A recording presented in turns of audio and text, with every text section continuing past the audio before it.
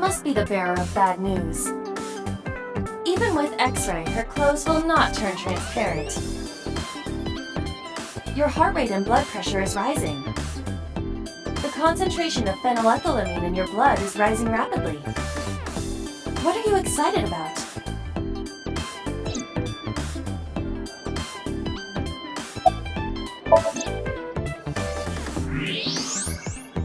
Her hips! Are you seeing this? I'm about to cry tears of joy. Do you have a paraphilia for bones?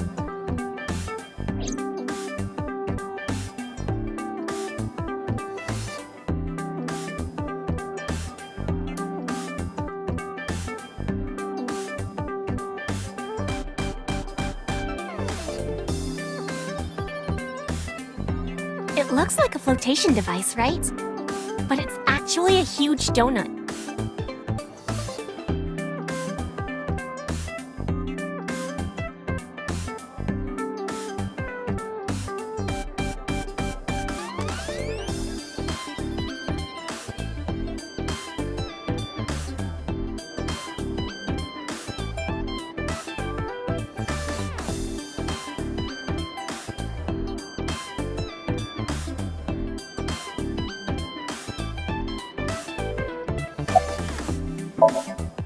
By the way, I didn't introduce myself yet.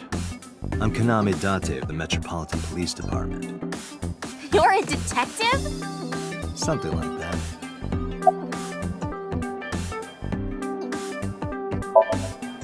No, he never showed up. When was the last time he came here? Let me think. He's just the owner, not the manager, so... He comes sometimes, but not all that often. That's what we call the customers. Us mermaids serve the Sea Kings. And we really are mermaids, you know. Don't tell anyone. What? Everyone working here is a real mermaid. But you have legs. They were a gift from Poseidon. We were given legs and feet, so that we can gather riches in foreign currency in the labor market. Date, let's go. No, not yet. There's still so much to learn. Do not listen to her siren song. At this cafe, the maids and clerks are referred to as mermaids.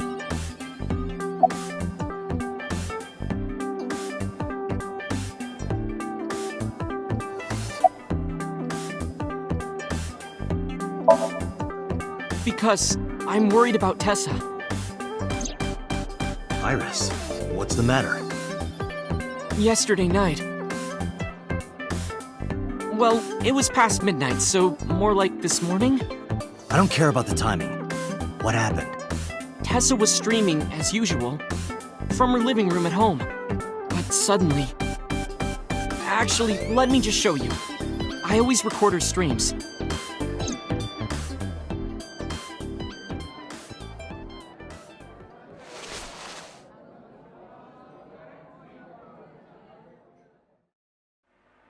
I'm kinda nervous. It's been a while. Got it. I'll try my best.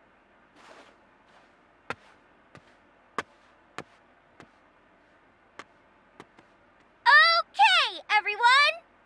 Here's my debut song. Let's hit it!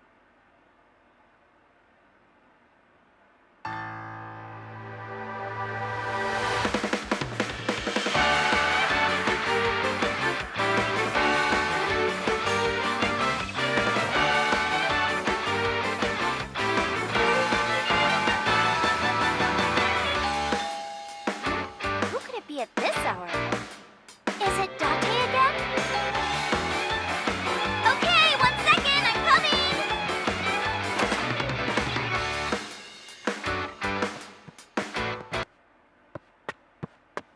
Sorry, everyone. Something came up. But I've gotta go for now. I'll sing the rest next time. Bye!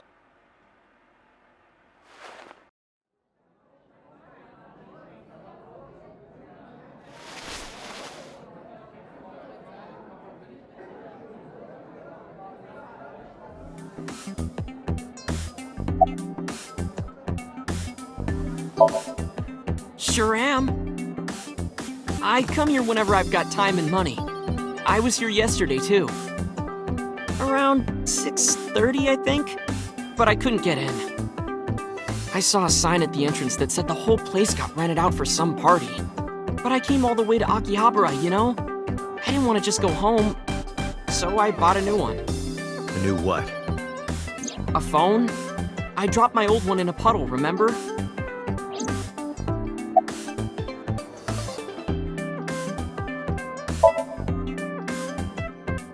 No, haven't seen him. Is this related to what happened at Bloom Park? The body on the merry-go-round was Renju's ex-wife. I didn't know that she was Mizuki's mom. Did she change her name or something? Mizuki saw her own mother's dead body, and I just left her there and ran away like a coward. I'm such a piece of shit. I should have stayed. I should have done something. Why did I do that? Oh, is it eating you up inside, Ota? Yeah, seriously.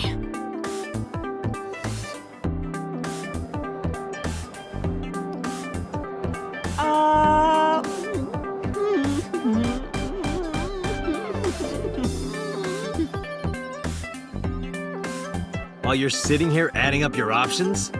But you can order too, Date.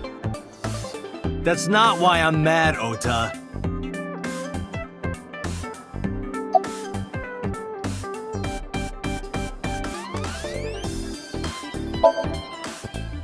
It's not a spear. It belongs to Poseidon, god of the sea. You know, a trident. Why do you have that? We treat our customers like lords of the sea. We give them these tridents. It's like a little ranking system we do. The color changes depending on your rank. There's bronze, silver, gold, platinum, and at the very top, orichalcum. So it basically measures how much money you've spent on these girls. Well, that doesn't sound very nice. It's more like a way to exploit their vanity. To separate our customers from their money as much as possible. That sounds even worse.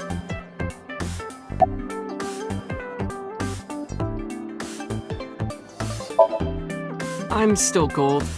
Not that good. How much did you spend to get that? About 200,000 yen. I suddenly understand why someone would want to kill another human.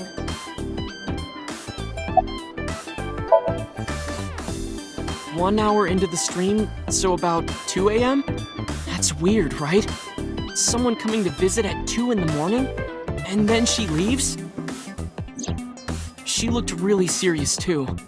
I was worried about her, so I tried to call, but she didn't answer. She didn't read any of my Nile messages either. I thought maybe the people at Sunfish Pocket would know something. Tessa used to work here. She made a lot of friends.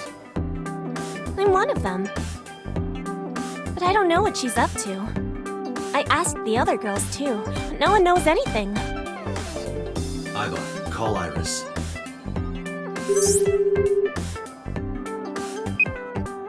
The number you are attempting to dial is either offline or unavailable. No way.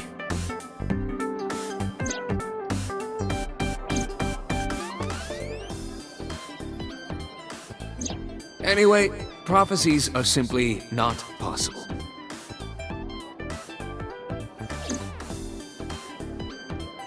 Something wrong, sir?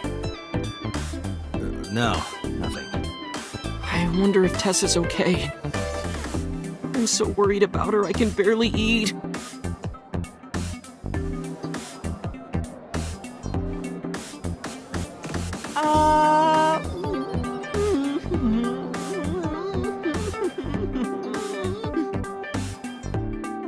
You look like you can eat just fine.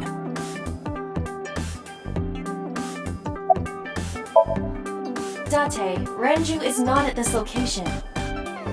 We have other areas we need to search. Yeah, you're right.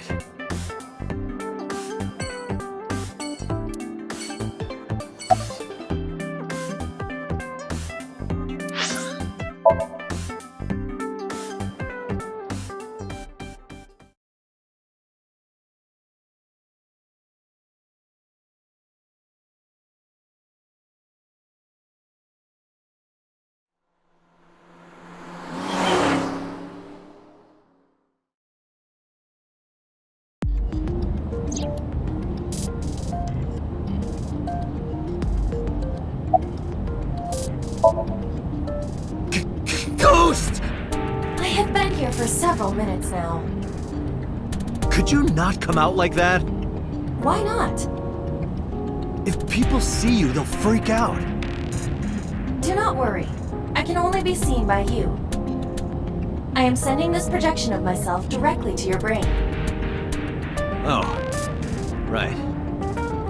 But returning to your answer, why would people freak out if they saw me? Isn't it obvious? A girl looking like you, dressed like that, sitting next to me? People would think I'm a pervert. If you continue saying such things, I will self-destruct.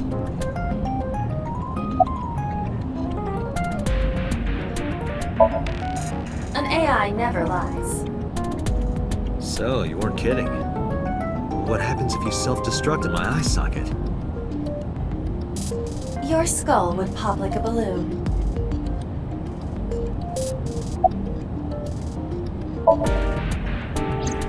My body is full of cutting-edge technology and state secrets.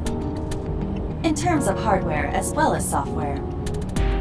I am capable of hacking 99.99% of computers that currently exist. What if someone managed to steal me? It would threaten not only the police force, but the existence of the state itself. My self-destruct function is designed to prevent such a scenario from ever occurring. Strictly speaking, I am not capable of self-destructing. What do you mean? I obey the 3 laws of robotics as laid down by Isaac Asimov. I cannot harm myself. However, a person with administrative authority could order me to self-destruct. You have such authority.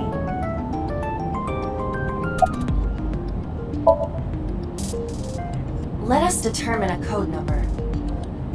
One that will activate the detonator. Command 41205. If you issue this command, I will detonate. No, that's still too dangerous. We need some kind of safety. The number will be the first lock. If I give you the second command within 1 minute of the first... What is the second command? Let's see. How about if I tell a lie? A lie? Something that's not the truth. If I say something untrue, I want you to regard it as the second command. Understood. And one more thing. Even if I die, do not worry. I will not be gone. Huh? Everything that I see and hear is uploaded to the cloud.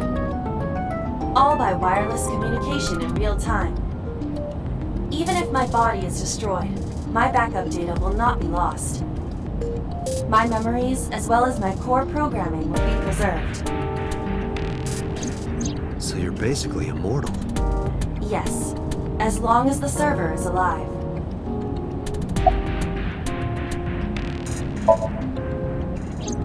Hey, about that 5-digit command. How did you come up with that number? It is my favorite number. There is no particular meaning.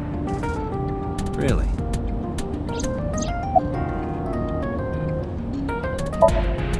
I'm already tired of this, Iva.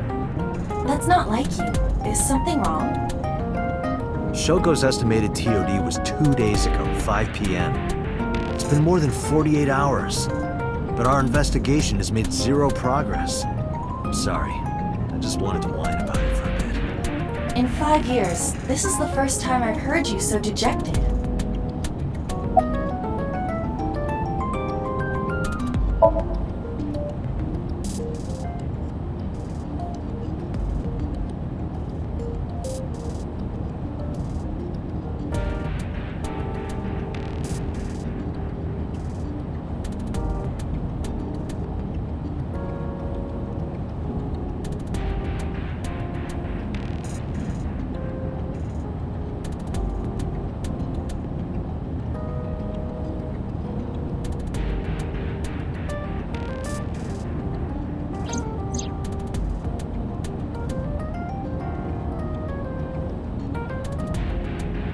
Come with me.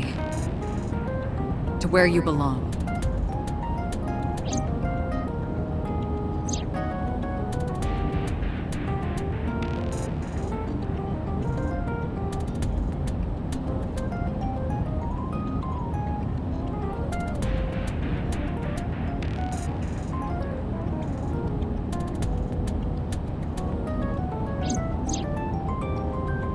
The official title is AI Ball. You may call her Iba. The artificial intelligence contained within this sphere is nothing short of miraculous. An autonomous artificial intelligence birthed from collective nanotechnology. Its ability to think is controlled by a program we call the Wadjet system. Special Agent Date, from today forward, this is your partner. She will be your personal computer and your personal companion.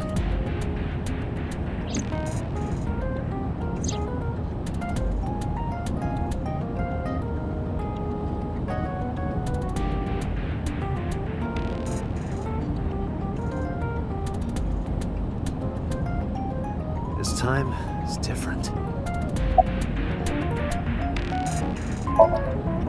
Where could Renju be? I also wonder where he could have gone.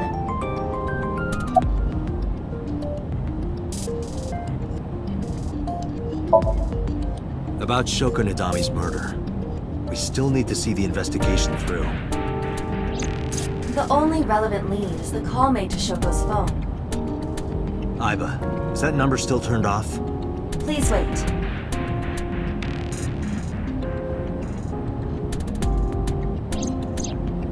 Date, the line is connected. Really? Really? Call it. Isn't your number being blocked? Try from a different line. You can do that, right? I can. Which line would you like to use?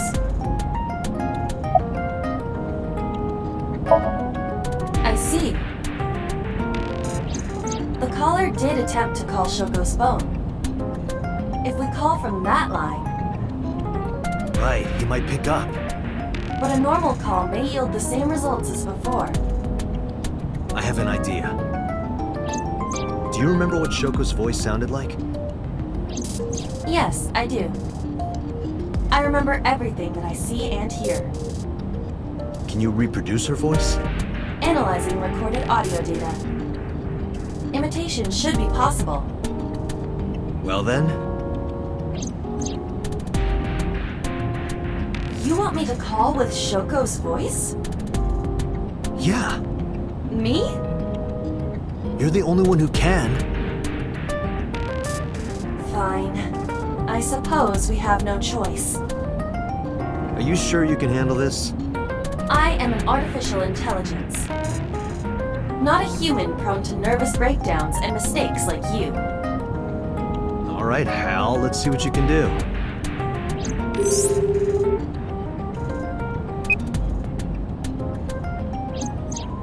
It's connected. It's ringing. I thought you said you did get nervous.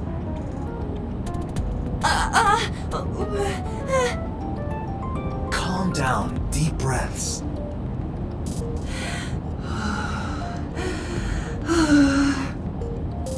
Wait a minute. What? I'm an AI. I don't take breaths. Focus. They're gonna hang up.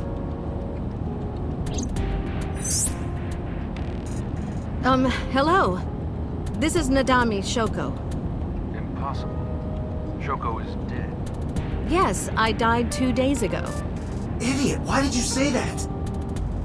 Oh, by I meant my twin sister, Shoku. Your twin sister? His name. Get his name! How?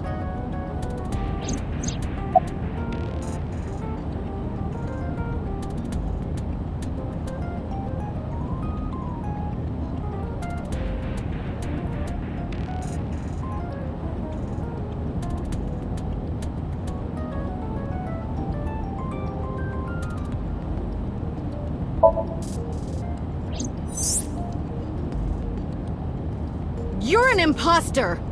I beg your pardon? Don't act dumb. You sound completely different. How did you get that phone? This is my phone. Liar! You're impersonating him! That's enough. I am So Sajima, the congressman. A politician? Sajima.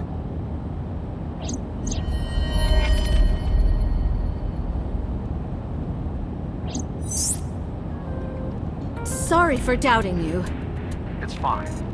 What were you calling me for? Oh, sorry, something urgent just came up. I will call back later. Goodbye. Why so? Unknown. But that was definitely So Sajima. I was able to match his voice to public records of him speaking.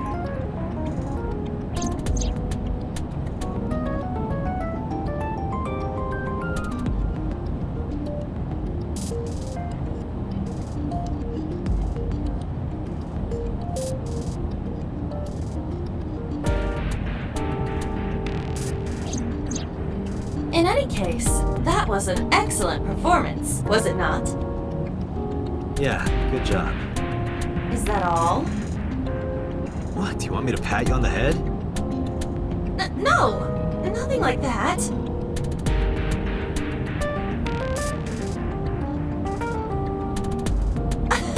Stop! It tickles! Rub, rub, rub. Stop!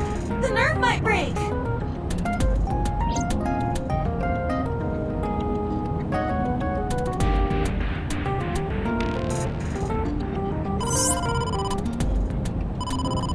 Date! A call from Investigation HQ. Connect me. Is this Special Agent Date from Abyss? My name is Akaska from HQ. I'm investigating the Shoko Nadami case. There's something that you need to hear. What is it? We got a phone call earlier from a prisoner at Fuchu Prison. A prisoner? We saved the call. I think you should give it a listen. Who is this? In here, I'm known as number 89. What is this call concerning? I know who killed Shoko Nadami. And if you let me out of here, I will tell you who it is. I suppose you might say I'm looking for a plea bargain. He will kill again, you know. And he'll take their eye while they're still alive. There will be more bodies. If you want to stop this serial killer, I suggest you take my offer. I'll be seeing you. This has to be a prank. That's what I thought too. But I felt I should give you the heads up anyway. Good idea. Thanks, Detective. Good luck. Do you think it really is just a prank? Well, to be sure, look into number 89. Roger that. But for now... So Sajima.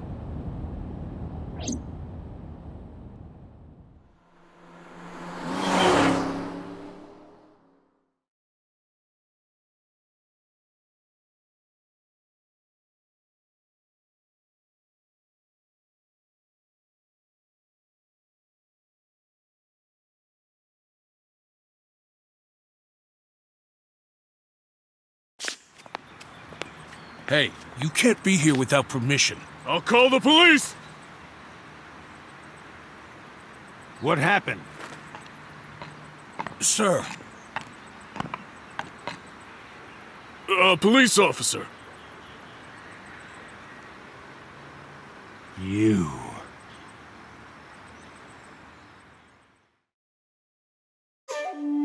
Can I help you? I need to ask you a few questions. I'm a very busy man. You can ask me tomorrow during normal business hours. It's about Shoko Nadami. You can't tell me you've never heard of her. As a matter of fact, I have. It was reported on the news that she was killed. 2 days ago at 9:02 p.m., you made a phone call to Shoko Nadami. A phone call? I don't know what you're talking about. Yes, you do. Look, Date, your favorite cabaret girl is here. That's just a lantern. Reika isn't that sturdy.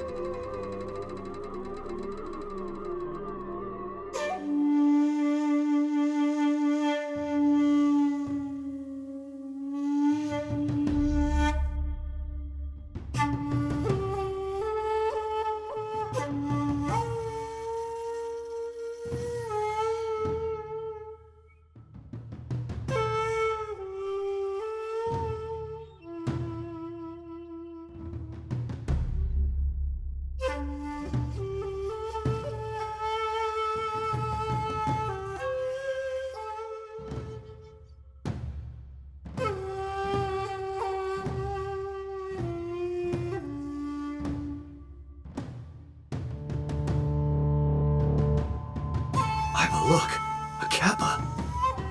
He is a wealthy, powerful man. It is not surprising that he owns a pet Kappa. Really? Really?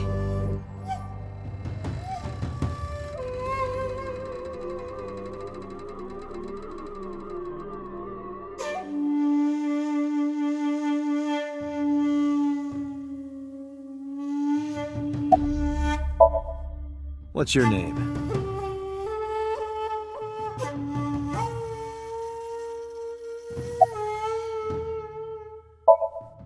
What's your blood type? Okay, I'll guess. You're, B. Definitely a B. You're being rude. I knew it. That attitude is so B of you. Got a girlfriend? Didn't think so. Sorry, bud. I'm married. This guy's domestic. His normalcy must be punished by death.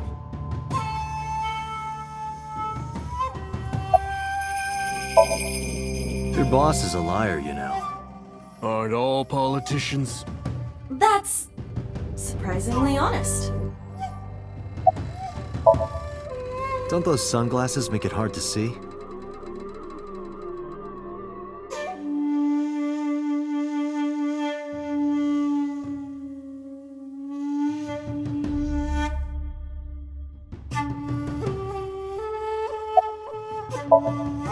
Hey, how much do you get paid? What? I'm talking about cash, my friend.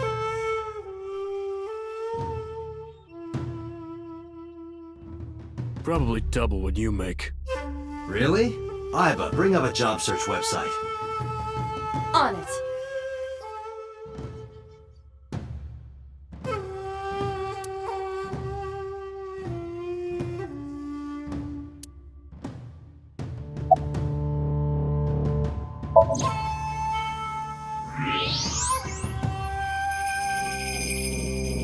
So much blood. Where's all this red coming from? It's a thermograph. Yeah, I knew that. Anyway, he's lying. How do I get him to admit it?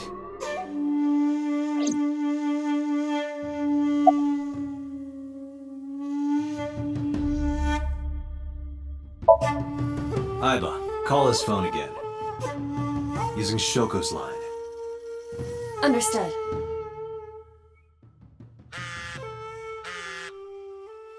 You're not gonna pick it up? It's from Shoko. I had her give you a call. What? It'll stop ringing soon. 3, 2, 1. See? Fine. I did call her. Around 9 o'clock, just like you said. Finally confessing? There's nothing to confess. I did nothing wrong. Then why did you lie to me? Because I didn't want to get involved in all of this nonsense. You mean to tell me that I am a suspect? My call was after Shoko died.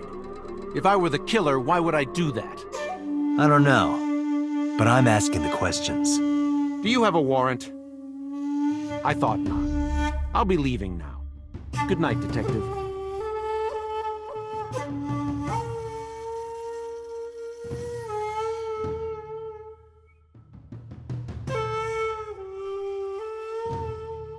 Go home. Unless you want to get kicked out.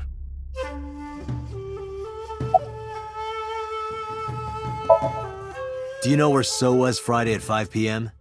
Here, in the mansion. Can anyone corroborate that? Maybe the housekeeper. I don't know. Even if I did, it would be confidential. I don't know what you're talking about. I've heard of her, but I've never met her. I saw her on the news. No, nothing special. Not any different from any other politician, anyway. Date, a minute. What happened? So is on the move. Most likely in a car. How do you know? I hacked So's smartphone and I'm currently tracking the GPS. Not his rental phone, the one registered under his name. Where's he headed? Unknown. Somewhere to the east.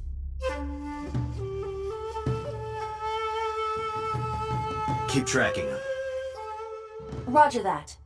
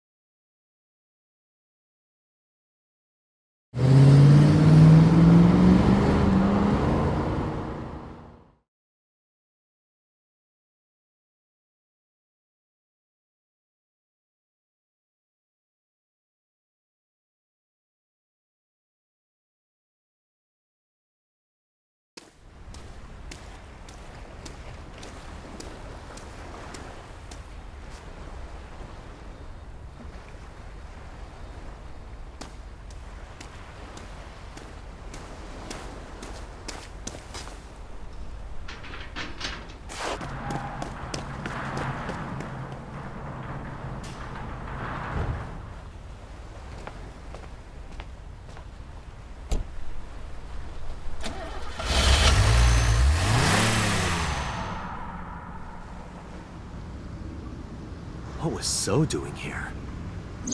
Date, my apologies. What's wrong? My battery is low.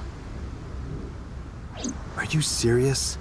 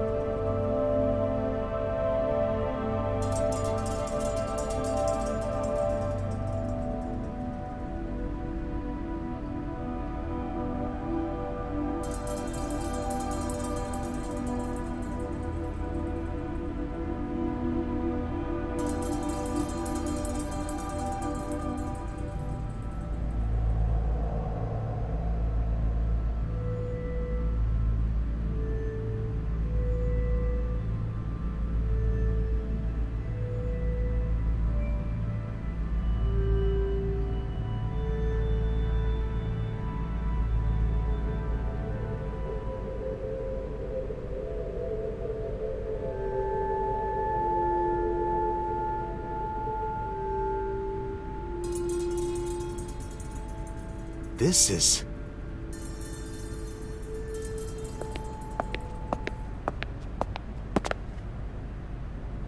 It can't be.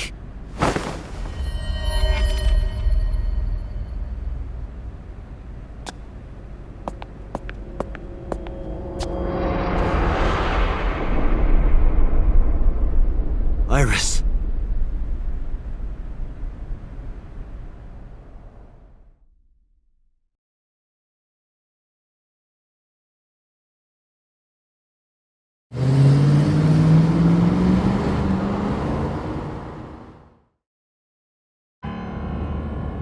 Iba, what's your charge? Currently at 2%. Can you make a call? I can. I am connected to the power supply. What do you... Hurry. Just connect me to boss. Date, what's wrong? I found a body. What? She was murdered. Multiple stab wounds to the back. And one eye missing. Oh no. Location is Okiura Fishery Cold Storage Warehouse. The victim is Iris Sagan. Iris? I'll tell you more later. Just send CSI to the scene right away. And one more thing. Congressman So Sejima. Bring him to Abyss. Wait a minute, why? I'll take responsibility for everything. Just do it, please. All right.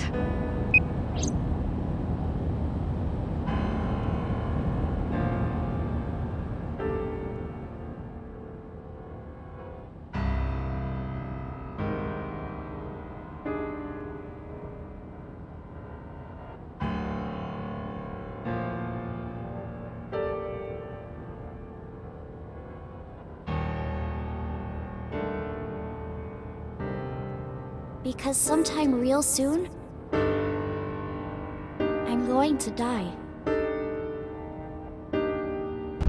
God damn it!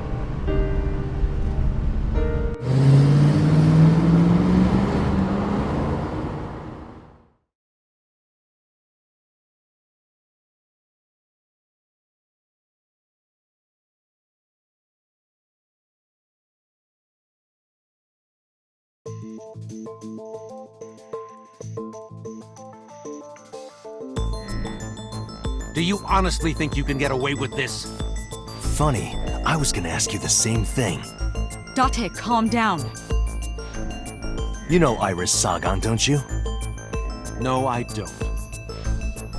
I've never heard of her.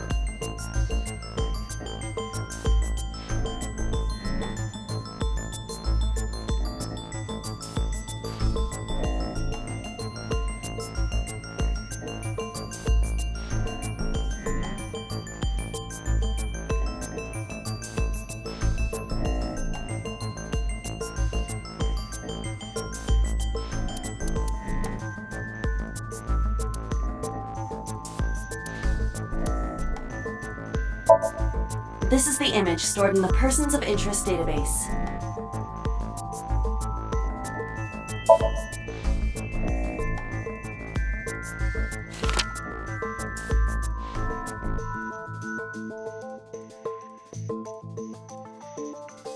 So you've never met her before? I have not. Have you seen her corpse? Corpse? I know you've seen her body. Based on what?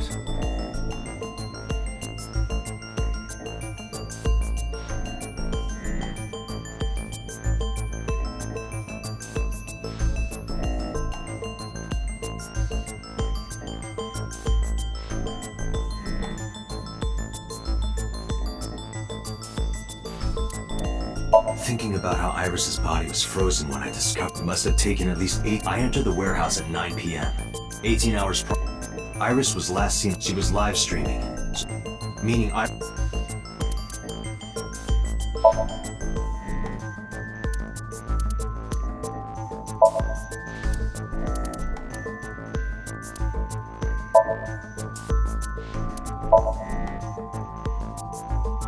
Iris's body was found in Okiura Fishery Cold Storage Warehouse. What does that have to do with anything?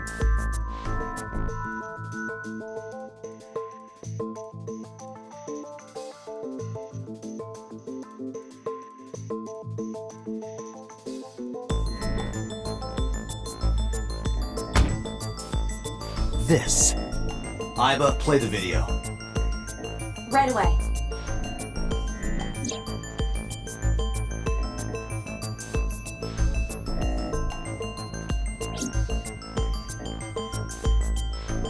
I see.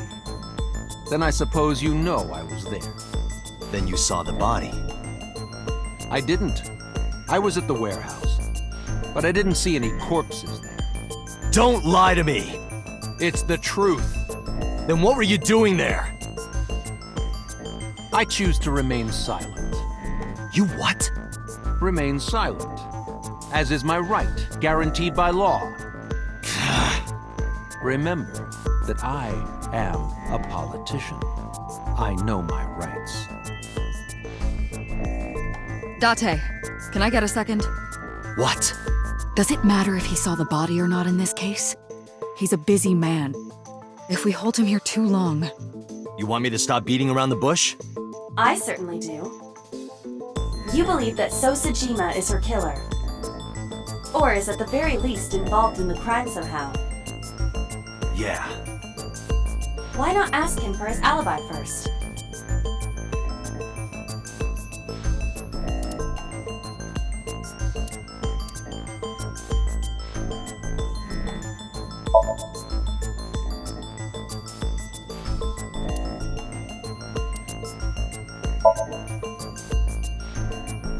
Iris was killed sometime between 2 and 3 in the morning.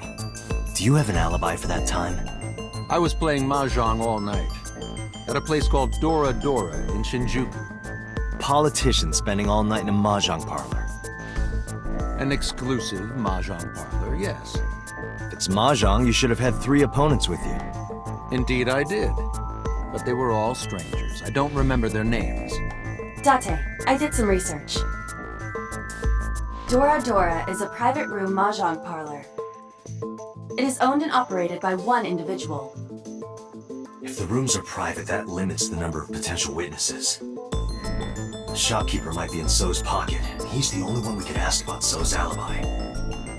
Especially if he doesn't remember any of the 3 people he played against. He might as well not have an alibi.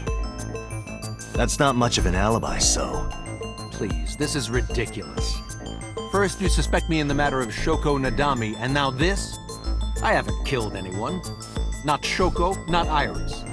Besides, if I stabbed a woman, why would I bring her to a cold storage warehouse? Wait. What did you say?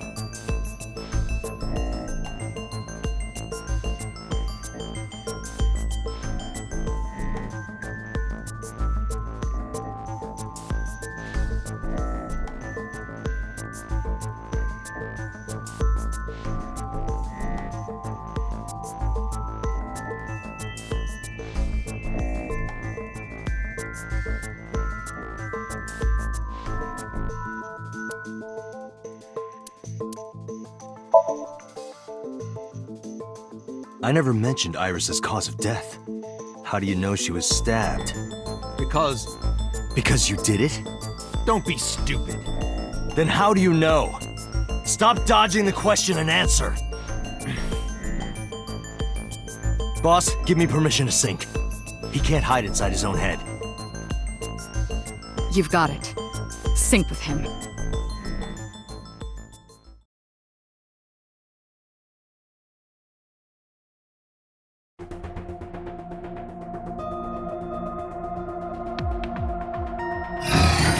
I put So into chemically induced. But do not worry, it will not affect the sync. Okay, Dante. Let's do it. Right. Please, don't forget the 6-minute time limit. You say it every time. Let us begin.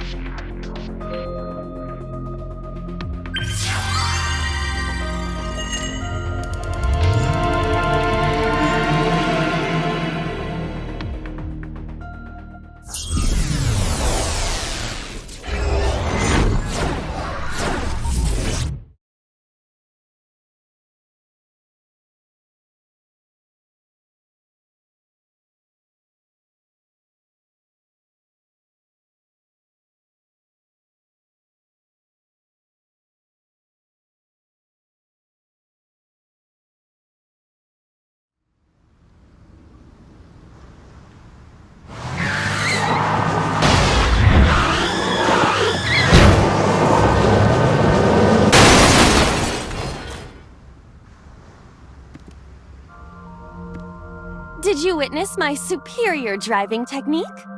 Yeah, I saw you get in an accident. No! I only pressed the wrong pedal! That's what you call an accident. Oh, look at that! Don't change the subject. Observe the surroundings.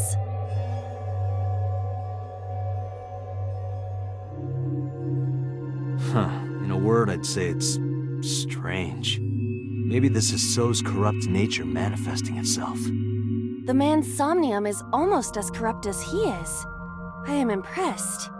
Never mind. Yeah, this is a real bad dream. Let's get the clues we need and get the hell out of here. It's Iris. What on earth is she doing here?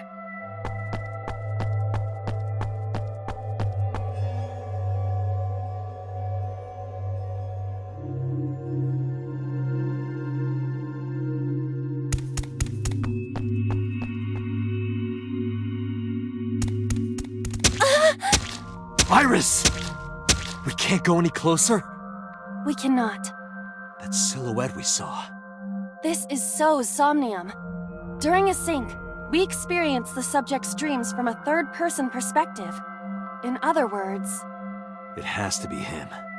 I cannot say for certain, but Probably.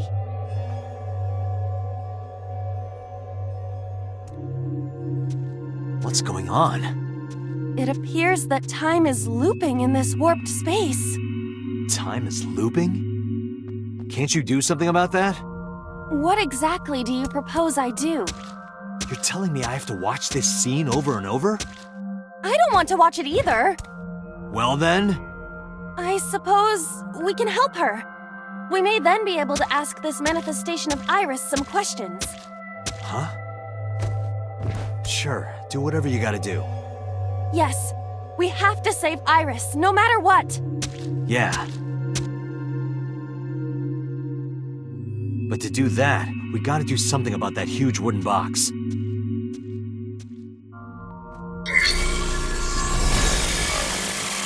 Somnium scan. Activate.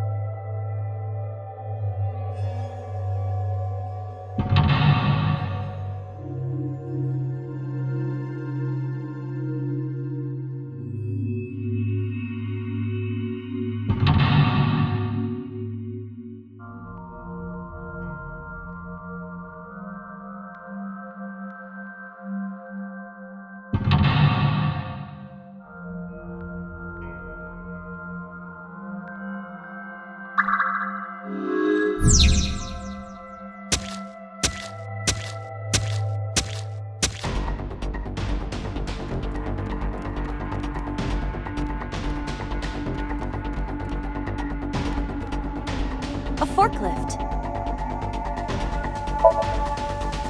Roger that. Leave it to me.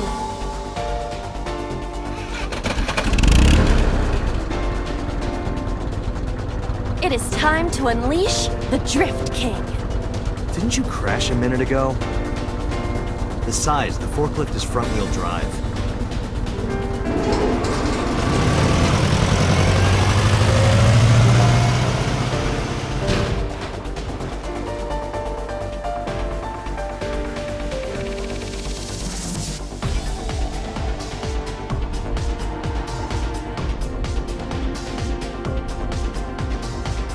There's something here. Maybe you should jump in. You might unlock a bonus stage. Do you have the mind of a child?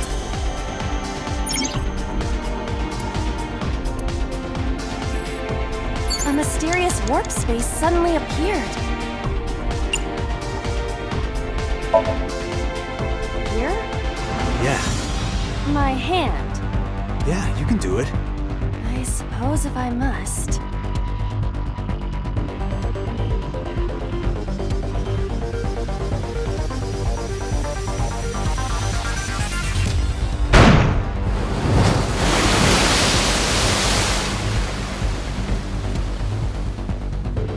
Oh, I've seen a boss character like this before.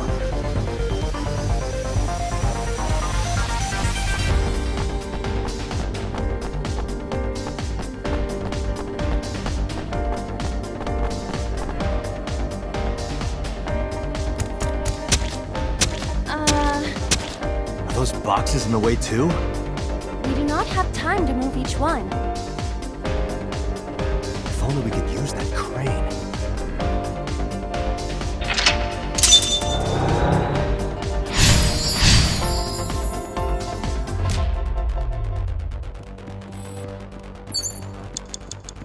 Five minutes left, Date.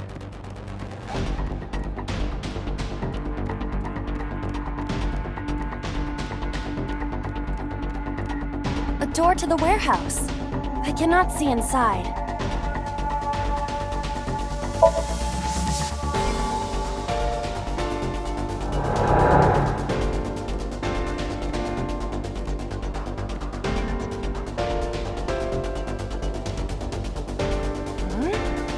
That door should have led to the warehouse, but...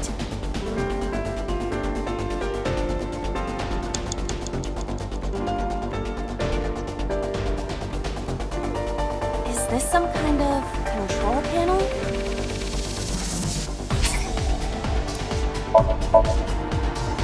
The one that is difficult for humans to input? Yeah, the GH raging combo. Fine, just be quiet. No, wait. Inputting that sequence of commands with the lever shaped like this. I think you can do it.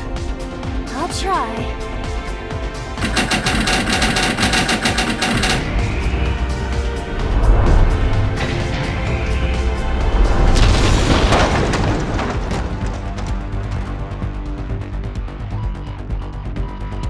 Oh, it moved.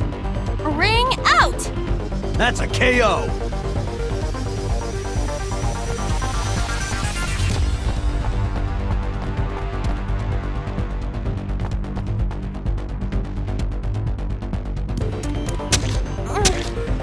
If only she could fit through that gap.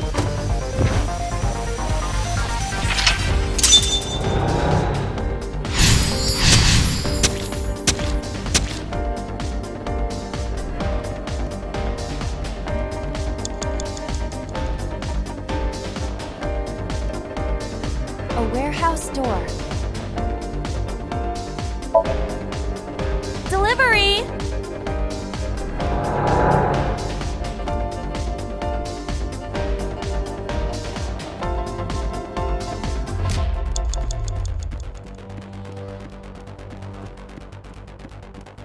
You have less than 2 minutes, Date. A crane.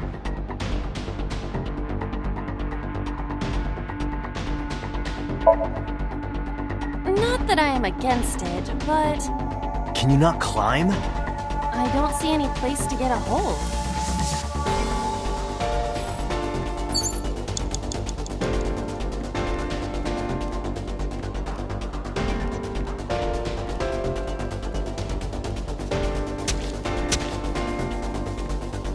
A warehouse door.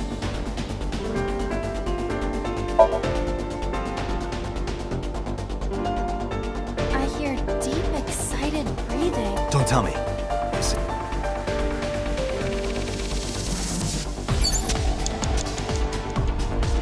A warehouse door.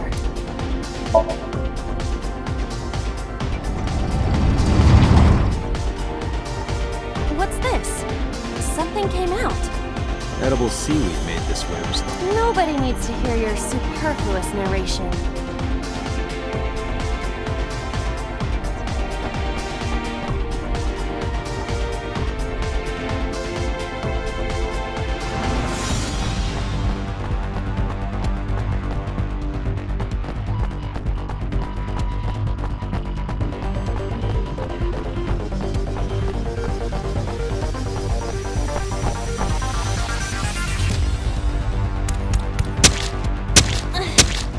Is the box hanging from the crane in the way now?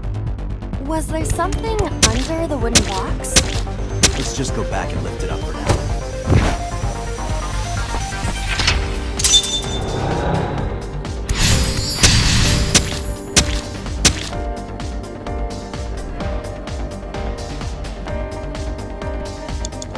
You have 1 minute left. What is this? Looks like a premium channel before you pay for it.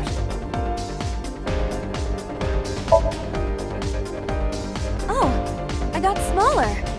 If you got any smaller, you'd be as flat as a surfboard.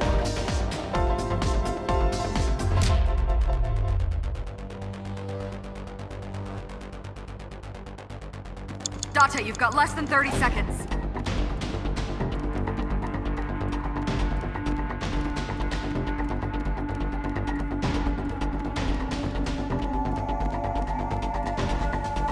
A crane.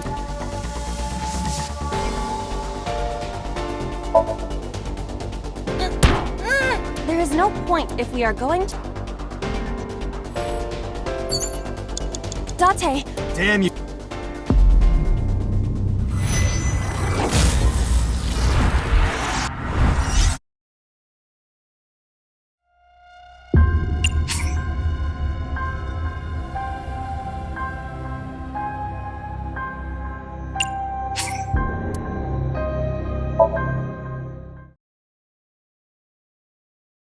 Five minutes left, Date.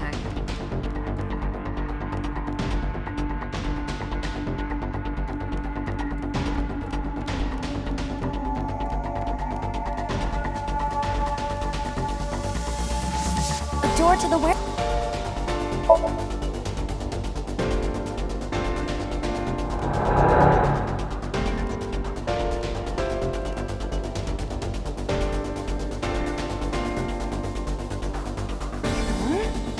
That door should have led to.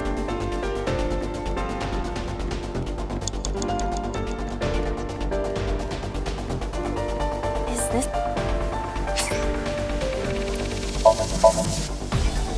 The one that is difficult for. Yeah, the GH raging. Fine. No. I think I'll.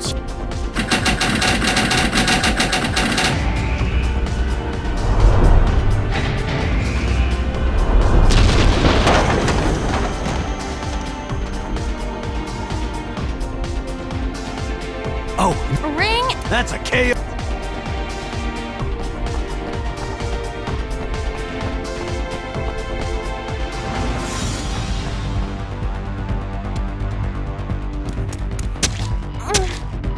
If only she could fit through that.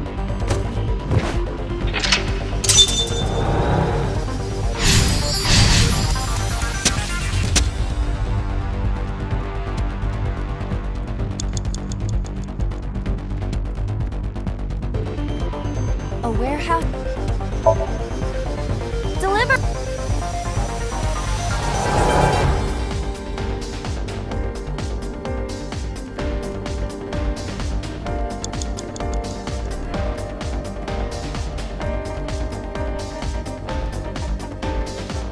You have less than 2 minutes, Dante. A warehouse? Hurry.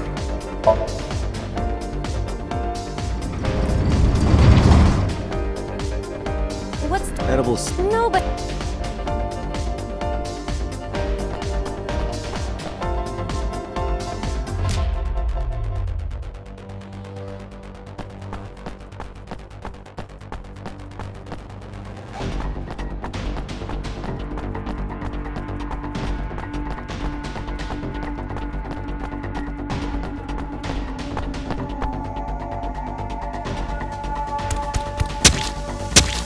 Is the box? was there something? Let's just go back.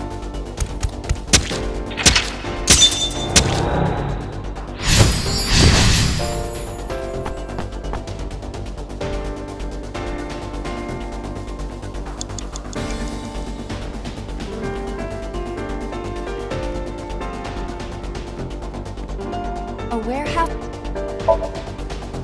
Deliver.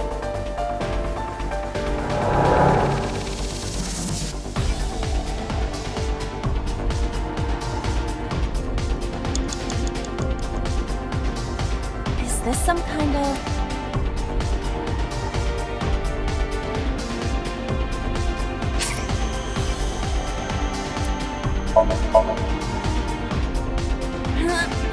No.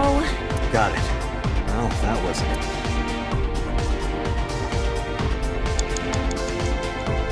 Date. Damn you.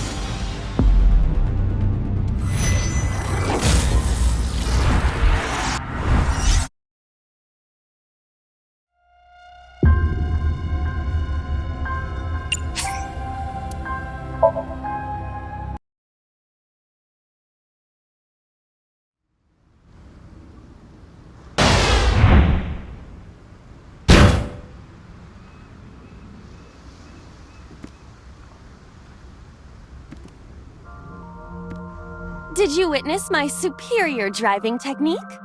Yeah, I saw. No! That's what you. Oh, look at that. Don't change the subject. Observe the surroundings.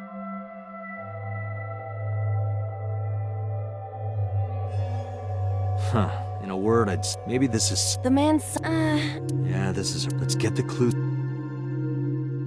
It's Iris. What on earth is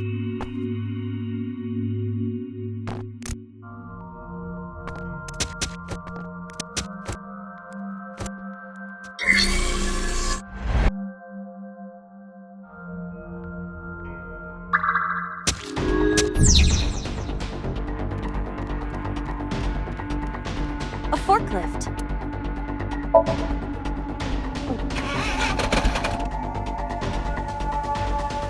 Maybe you should jump. Do you have the... A mysterious warp space here? We do not. If only we could...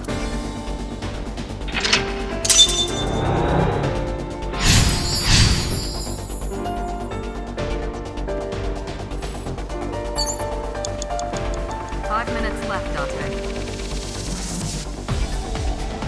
A door to the warehouse.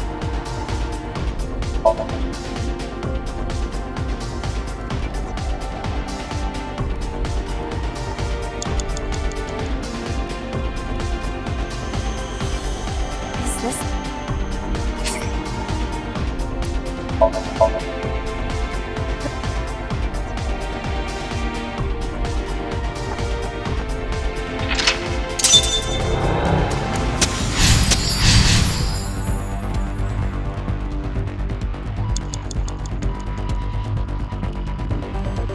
a warehouse?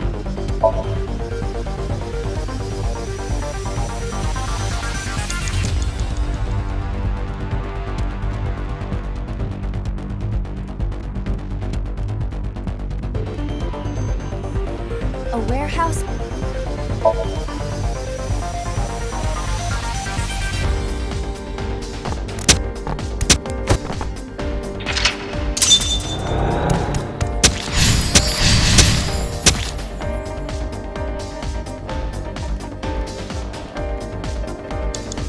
You have less A than 2 minutes, warehouse? Dante. Hurry. Delivery! Is this some kind of...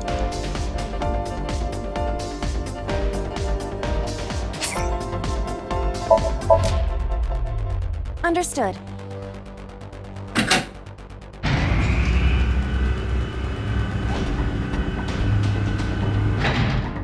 Is there something underneath it?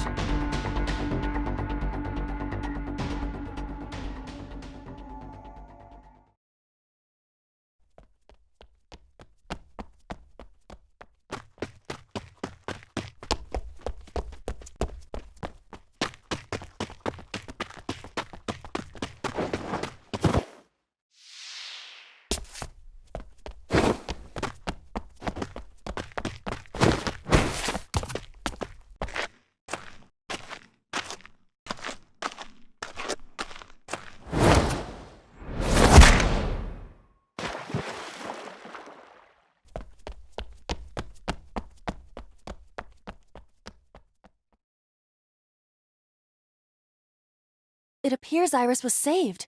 Barely. That shadow must be...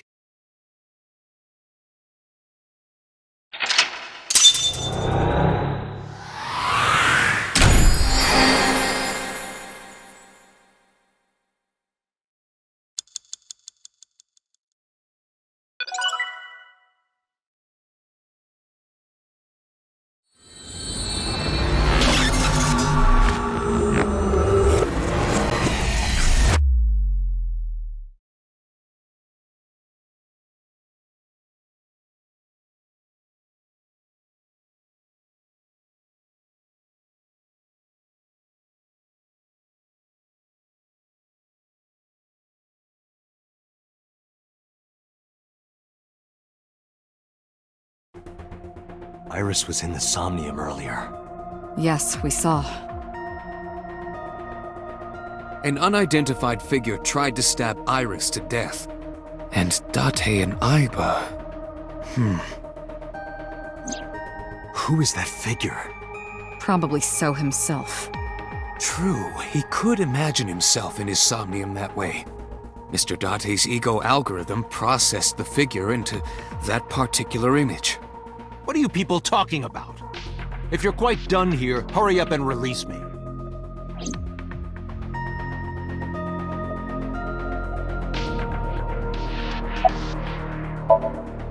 The subject of the sync remembers certain persons or objects that appear in Somnium.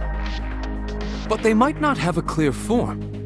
Our dreams are sometimes vague or unclear, after all. Even the subject of the dream themselves. I told you earlier that the syncer experiences the dream from the perspective of an observer. That is why the person creating the dream can appear within it. But Perhaps they do not have an objective view of themselves, like a mirror or picture. Perhaps he's never watched himself on television. Rare for a politician, but not unheard of. He lacks that objective picture of himself. He remains stoic and unattached despite his position of power. I find that quite powerful. To be able to put your ego aside and see yourself as God sees you is an ability many charismatic people share.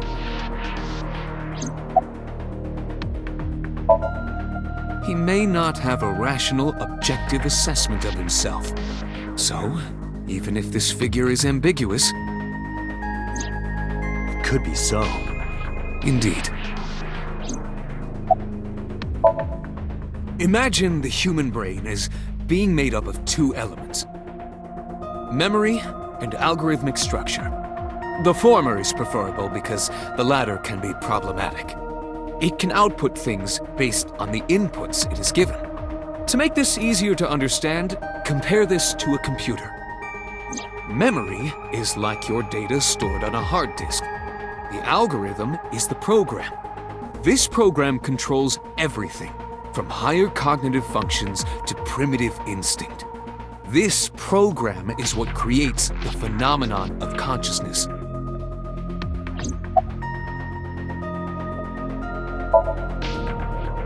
In short, it is your ego algorithm, what you call your mind.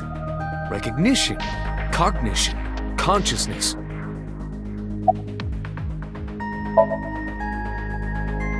All of these processes are incomprehensible without the ego algorithm.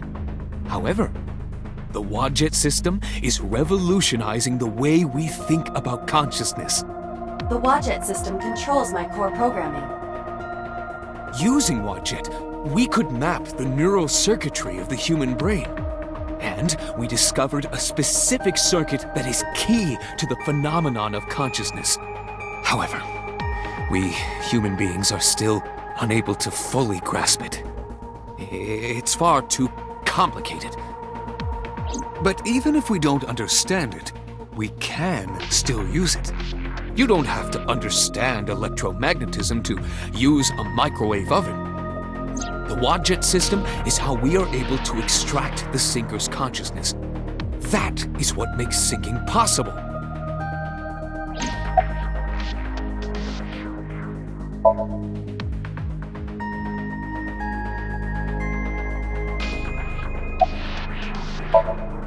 I saw it on the monitor. Iba saving Iris as she was being stabbed. Of course, since you and Iba are one and the same, it's like you saved her, Date. But that was just a dream. It's not real. Saving her in Somnium won't save her now. I'm sorry.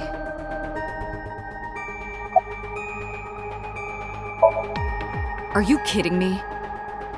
You know that what we find in Somnium can't be submitted as evidence in court. Besides, we don't even know for sure if that figure was so. You said it was. I said that it's probably him. Excuse me? I'm right here. I can hear everything you're saying.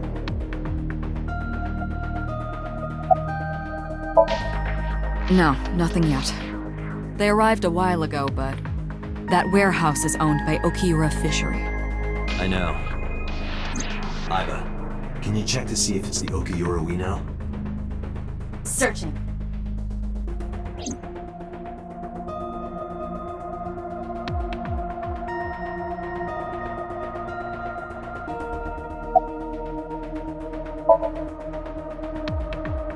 I've been telling you I don't know anything. That's impossible. I saw Iris in your dream. You have to have some memory of her. What are you talking about? I don't understand a word of this.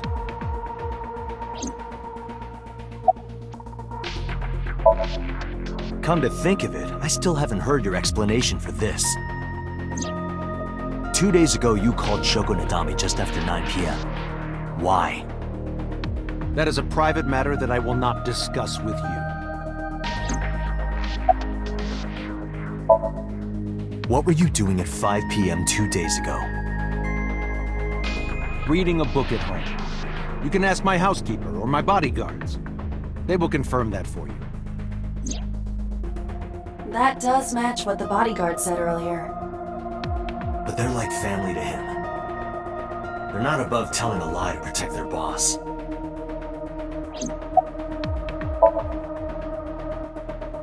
I didn't. Are you planning on acting dumb all night? How did you know Iris was stabbed? I heard it. What? On my way to this place, I heard that woman over there talking. Something about a girl who got stabbed in the back. Are you talking about me? Yes, you. I don't remember exactly what I said. It's possible that I mentioned a body with stab wounds to the back. Boss. It is impossible to determine now.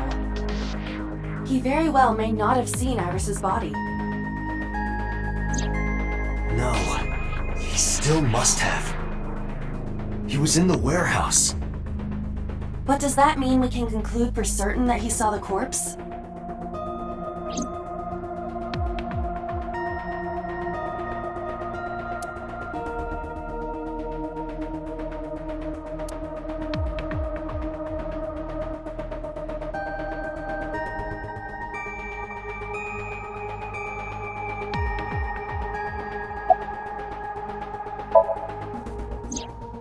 During a sync, the sinker's consciousness, or ego, is brought into the subject's somnium. They enter the subconscious mind, or more accurately, sink into it. At this time, the sinker's memories are left in their original body. Picture an egg. The ego is the egg yolk that goes into the subject's brain. The sinker's memories are the whites which remain in the shell.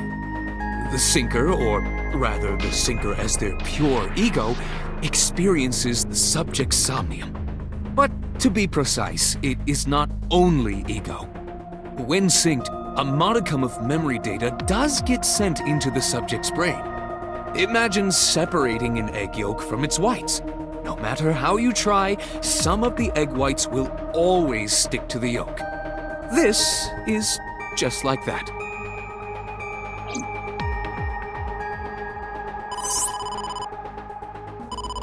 Date, the investigation team is calling. This is Date from Abyss. What happened? Hey, sorry to call you out of the blue. There's something we want to check. Is now a good time? Sure, what is it? You said you found a body at Okiura Fishery Cold Storage Warehouse. The one at Ariake? Warehouse District? Yes, that's right. Huh. Okay. Why?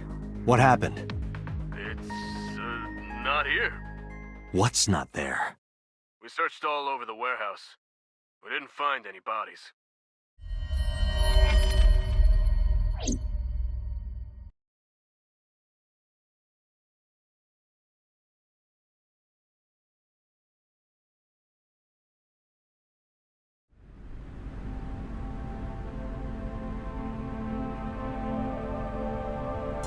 What do you mean there's no body?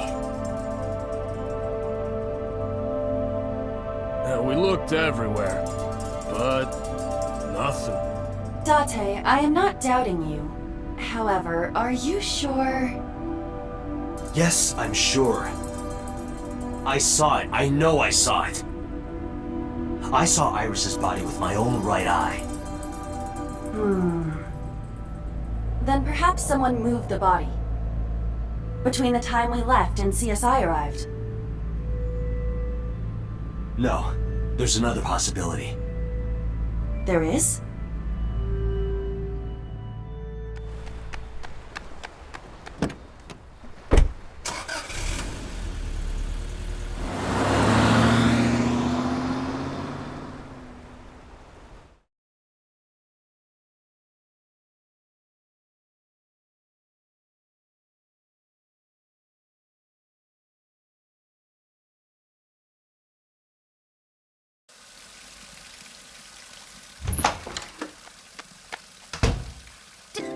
Date?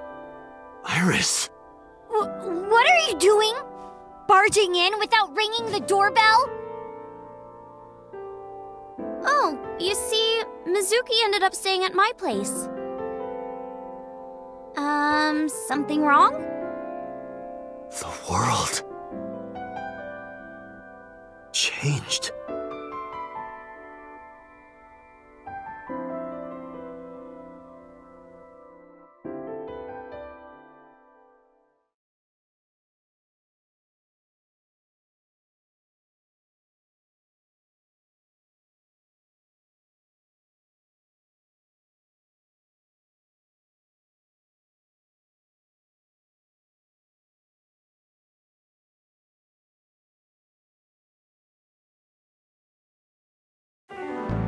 Iba and I saved Iris during the sink yesterday.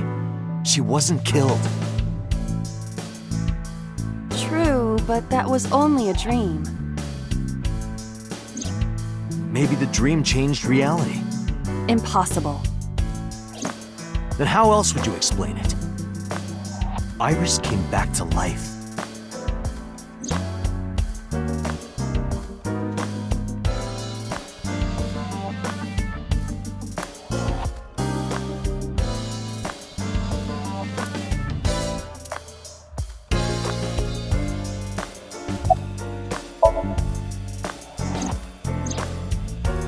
Date and Iba saved Iris and Somnium, and that changed the history of the real world? Well, I guess it's not impossible. That isn't what you said yesterday.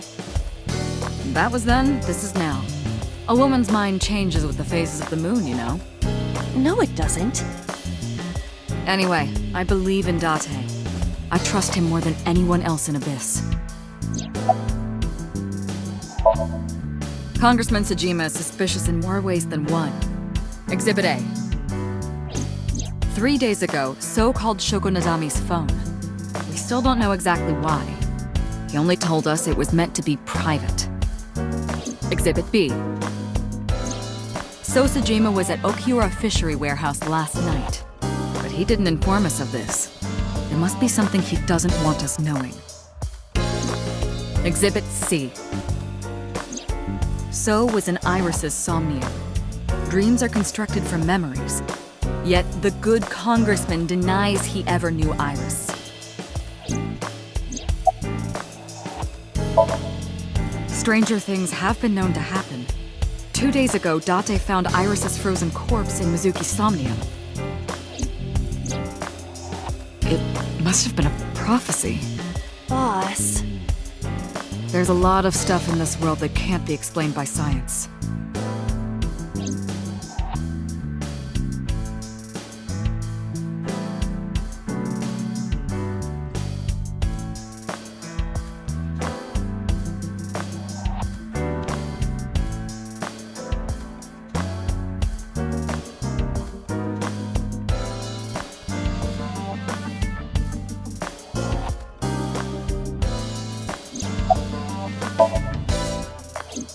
I sent him home yesterday.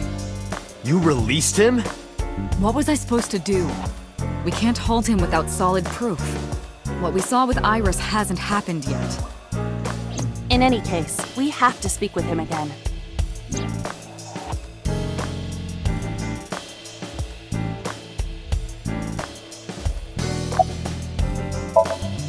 It is absurd. Not possible. Dreams are figments of the imagination. An incident which took place entirely in your mind cannot have any bearing on the real world. That is preposterous. Consider it. If you were to find money in your dream, does your bank account balance go up in reality? If you were to be attacked by aliens in your dream, does a swarm of UFOs invade Earth? But at the warehouse, You must have been hallucinating. Within Mizuki's Somnium, you saw Iris's frozen corpse. It is affecting your mental state. Last night, you were so fazed by it that you couldn't speak. If it bothers you to this degree, why not go talk to Iris?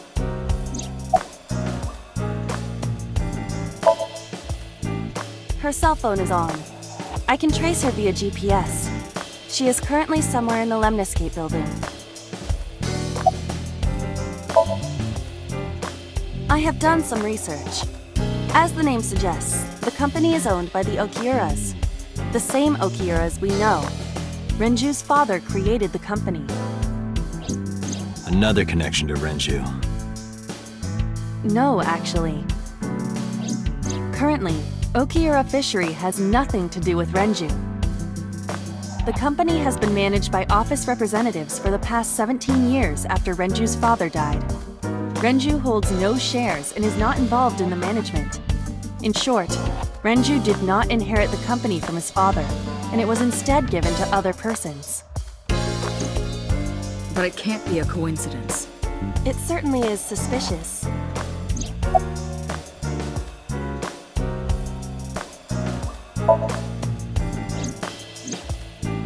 Mizuki went to Bloom Park 3 nights ago. She was prompted by a Nile message from Renju.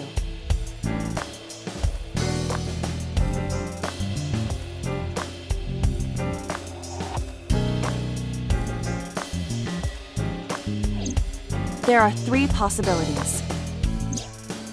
1. Renju killed Shoko, or was an accessory to the murder. 2. Renju was threatened or blackmailed into luring Mizuki to the scene. 3. The culprit used Renju's phone to send the Nile message. In any case, the motive is still unknown. We need to talk to Renju. Renju? Where did you go?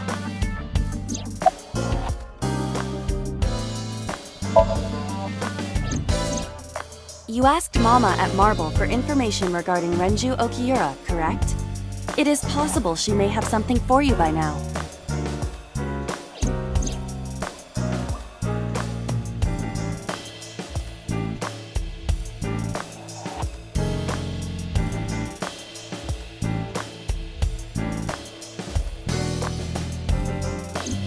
We can talk to Iris's mom as well.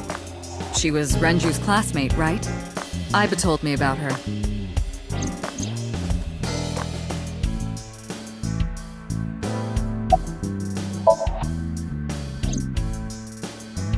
I would suggest searching the warehouse again.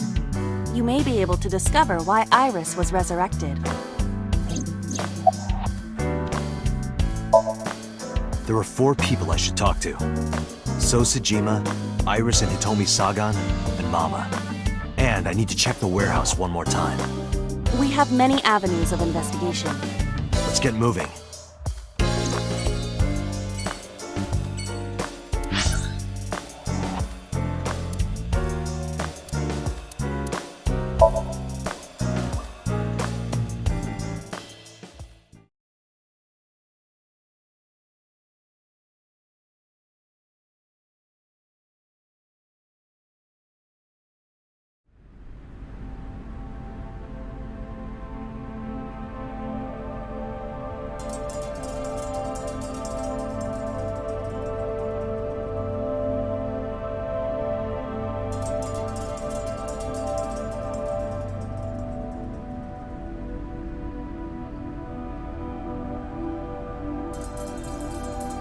A switchboard.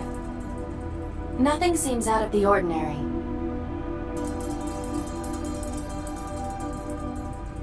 You first arrived here yesterday at 9 p.m. At that time, lying on this workbench was... Iris's dead body, covered with a white cloth. But the second time... The corpse was gone. It was 11:25 p.m. But the body could not have simply vanished. Crime scene investigation was here before 11:25 p.m. When did they arrive? According to the report, 10:30 p.m. After we finished sinking with So. It took them an hour and a half to get here? Correct.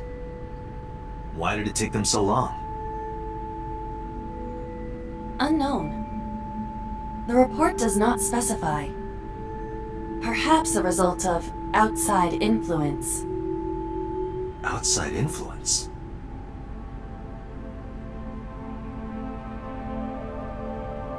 The crane on the ceiling.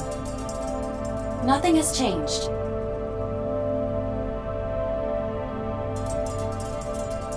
There are numerous cardboard boxes on the shelves. There is nothing abnormal about them. A forklift. It doesn't seem like it's in use. It was likely just left here.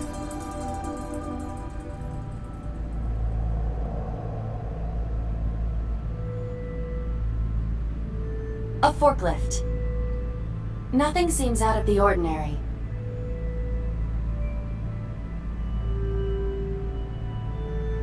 There are only a few items on the shelf. It is likely that this warehouse isn't in regular use. It's a wooden box. There is nothing inside.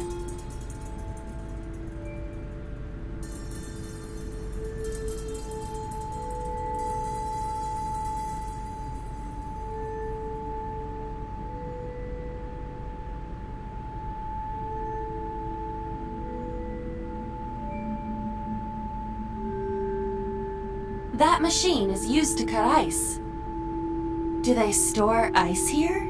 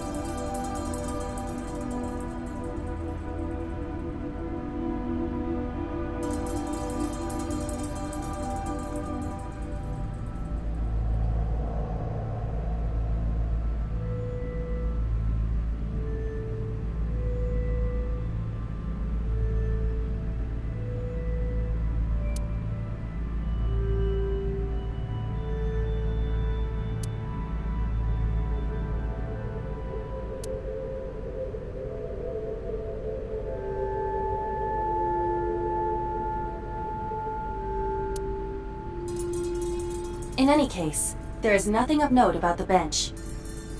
Examining it will not reveal any further information.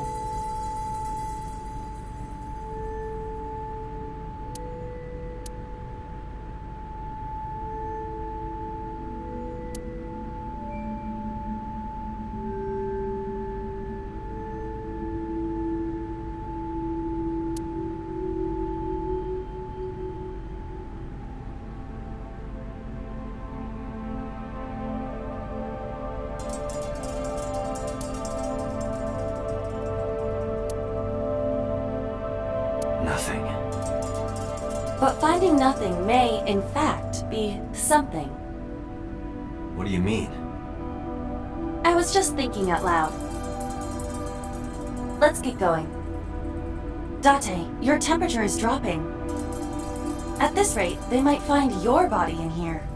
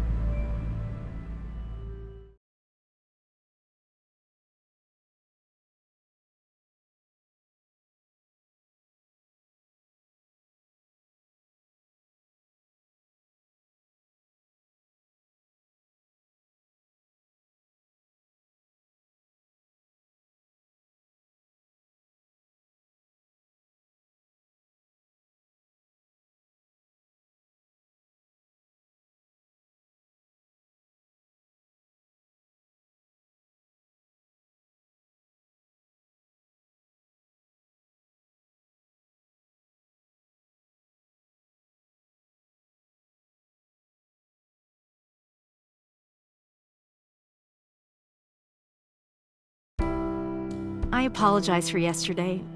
I arrived uninvited. No, I'm grateful. Thanks to you, Mizuki has her voice back. No, I didn't do anything.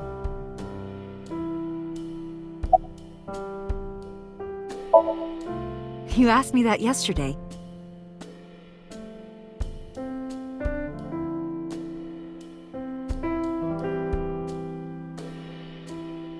Right from the hospital? I'm sorry. I have no idea. I've put Iris through so much. I was 19 and single when she was born. People didn't take kindly to that. But Iris was such a fighter. She always protected me. I remember, one time at the nursery, some of the other mothers were talking about me. Iris ran up to them and said, "Don't talk about my mommy!" I'm supposed to be the mother, but it's Iris who's always protecting me. They died when I was 17. I was an orphan, and my relatives lived far away. They might have taken me in, but I was already in my second to last year of high school. It wasn't a good idea for me to move that late. So I decided to stay here, by myself. And take care of Iris. Yes, all alone. But Renju would help sometimes.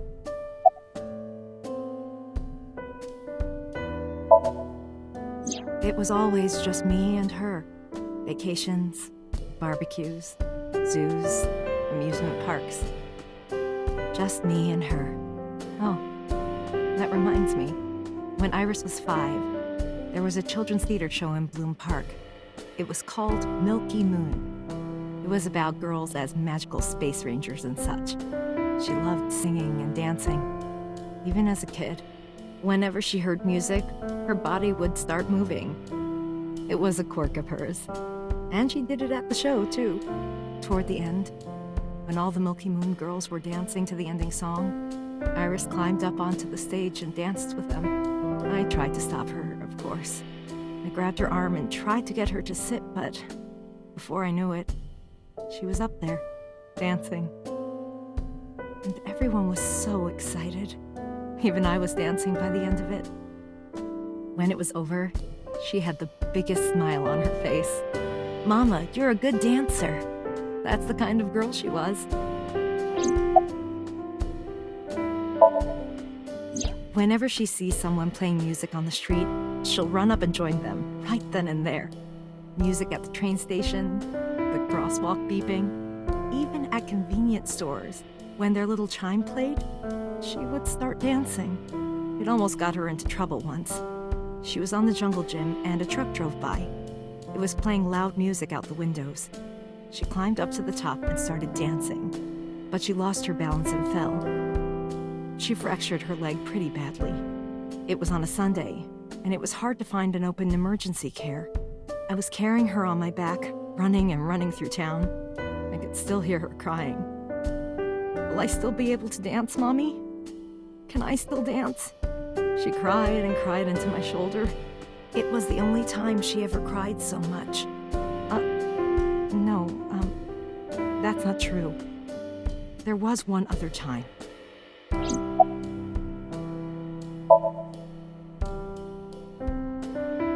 Six years ago, I was the victim of a shooting.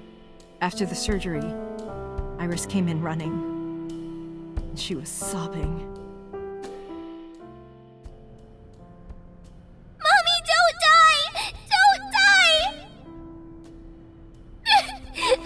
Please don't die, Mommy! Don't die!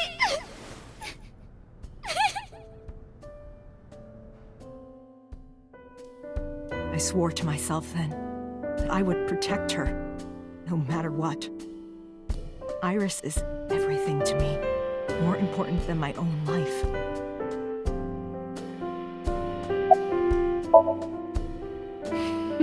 Today's a holiday. I suppose there's never a day off for a detective. Oh, but you aren't a detective, right? Technically, yes. But I still deal with crime. I see. Today is a holiday. You forgot too, didn't you?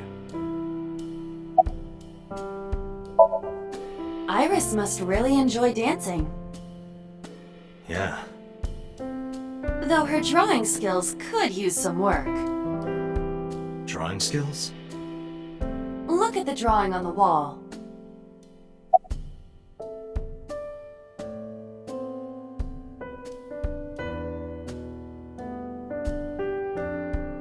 I've been wondering about that picture. Iris drew it when she was 12. That's you on the left and Iris in the middle, correct? Yes, And who's on the right?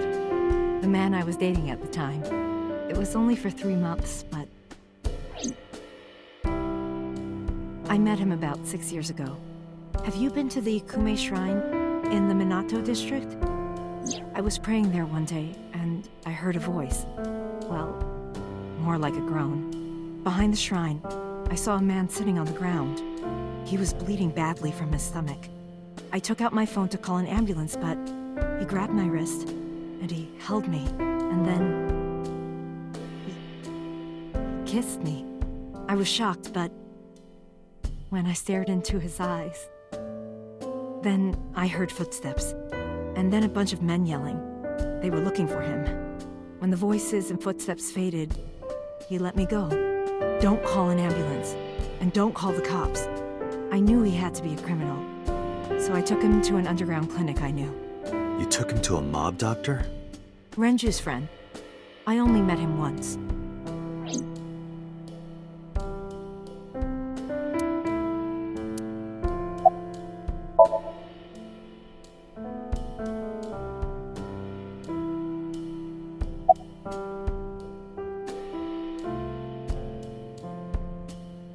Even though we had our first kiss seconds after meeting each other, it took a long time before I got to see him again. The first time we held hands was when we watched a horror movie together.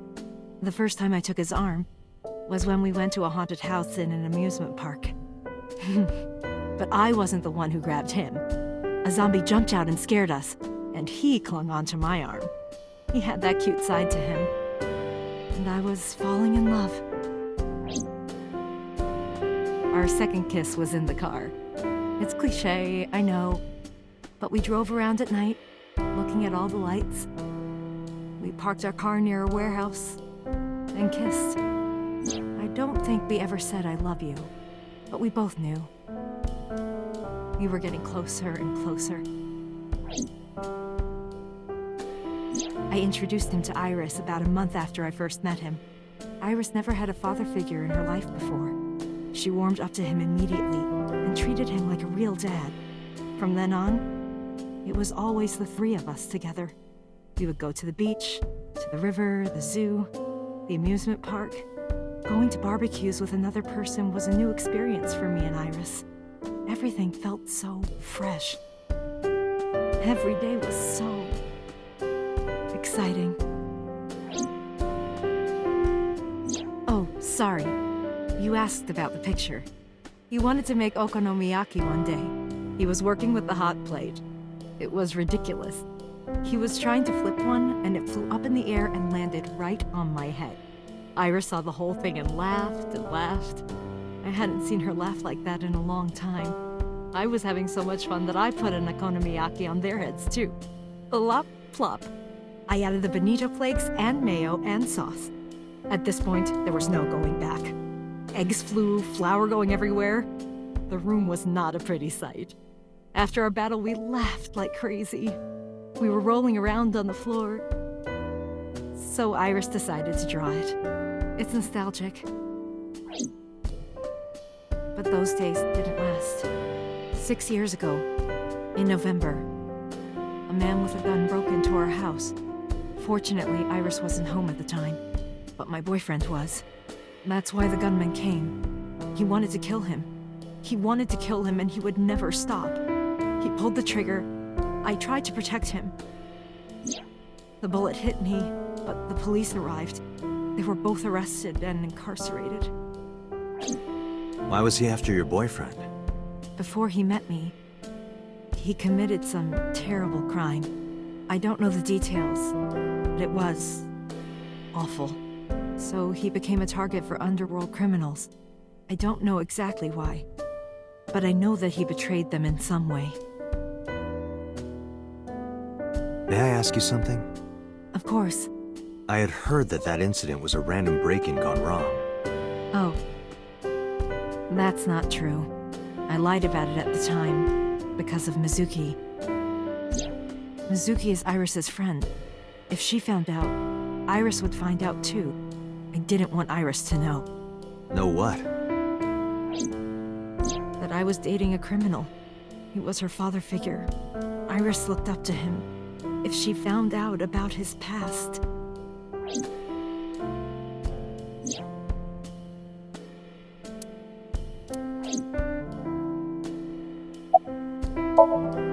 Date, we can't spend time reminiscing. have to get moving. Yeah, let's go.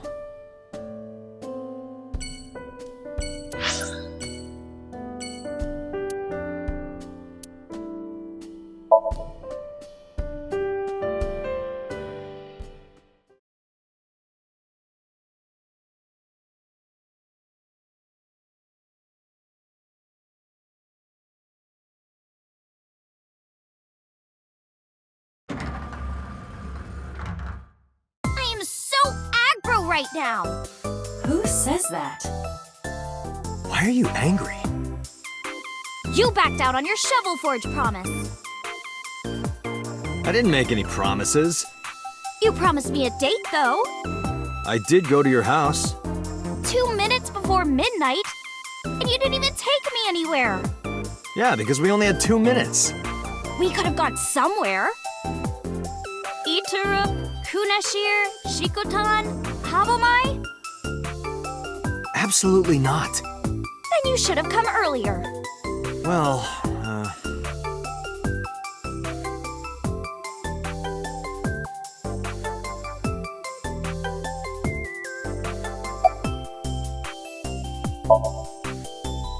What about him?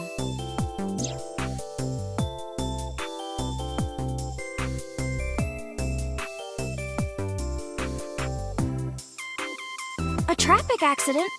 I'm worried. any idea where he could have gone? I'm sorry, no.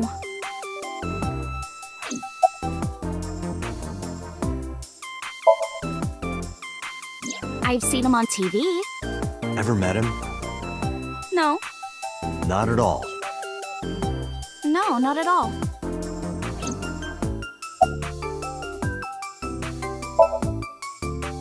Iris, promise you won't laugh, but I saw something at the cold storage warehouse last night.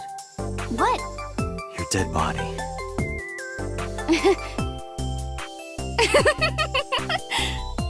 I told you not to laugh. But, come on, Date. I'm alive. I'm right here. Look, I can jump around. Woohoo! Stop, I'm serious. In my dream, I saved you from being killed. And here you are. Which is why I was like that when I went to your house yesterday. Sorry, there's no point in telling you all this. No, it's fine. Sorry for laughing. I just didn't know what was up with you. Huh? I believe you, Date. Maybe you were in a parallel world or something. Another bizarre explanation.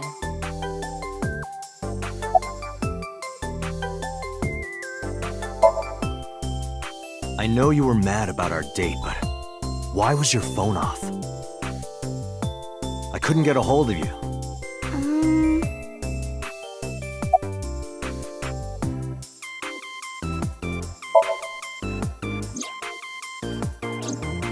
Yes.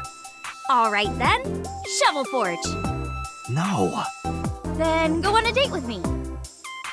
Again, no. But you owe me for yesterday. I told you I couldn't get a hold of you. Objection. Even if you did get a hold of me, you didn't want to see me anyway, right? Until you fulfill your promise, I won't tell you anything.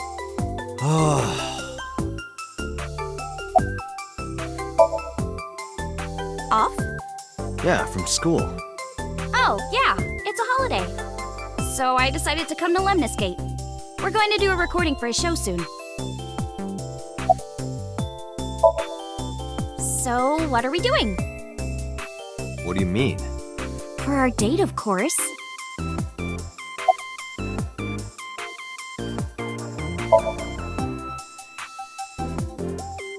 Fine.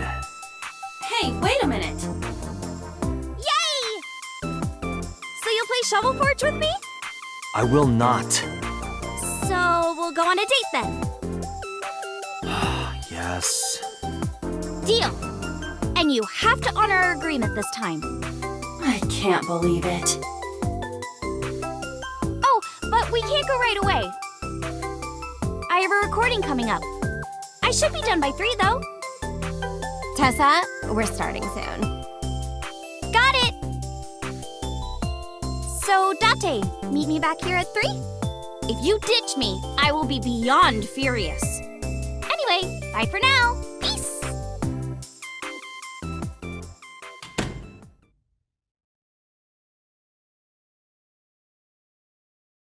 There is no point remaining here. Let's get moving.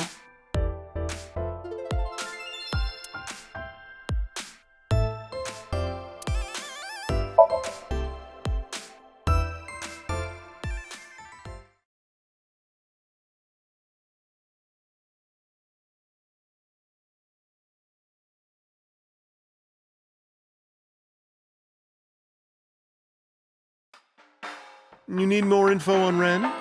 I'm sorry to waste your time, but I don't have anything for you. I see.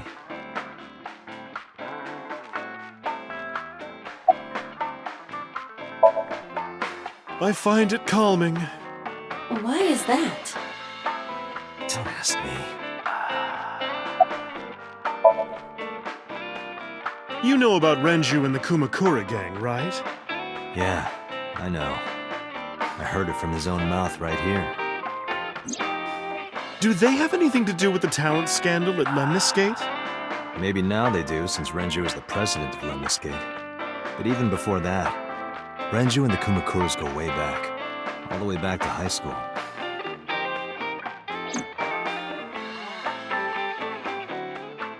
Hey, Date. Have you ever seen a dead body?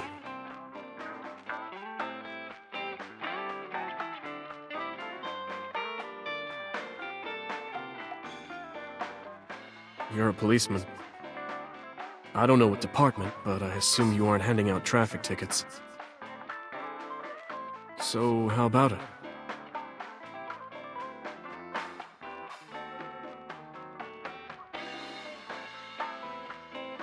What about you? Me? Well, yeah.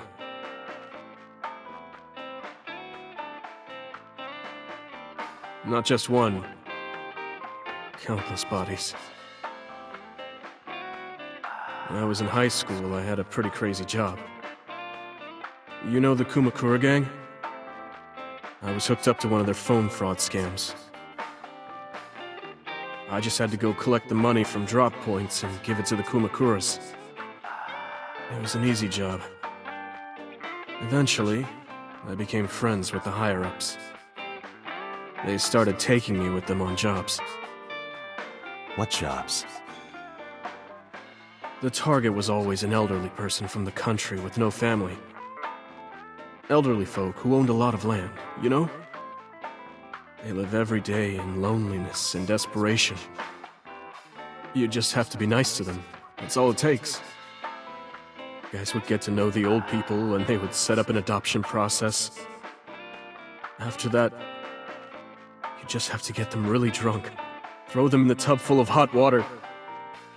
And they pass. Just like that.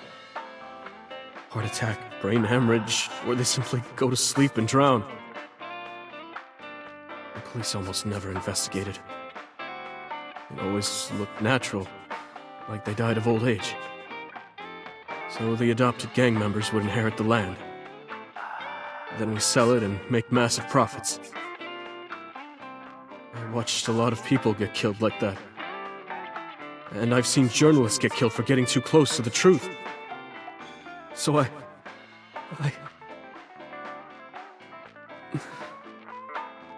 Why am I telling you all this?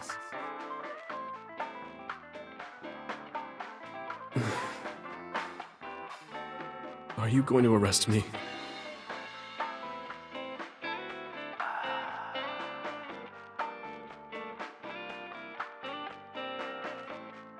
You didn't do it yourself, right? No, I was always the lookout. But still... Date, I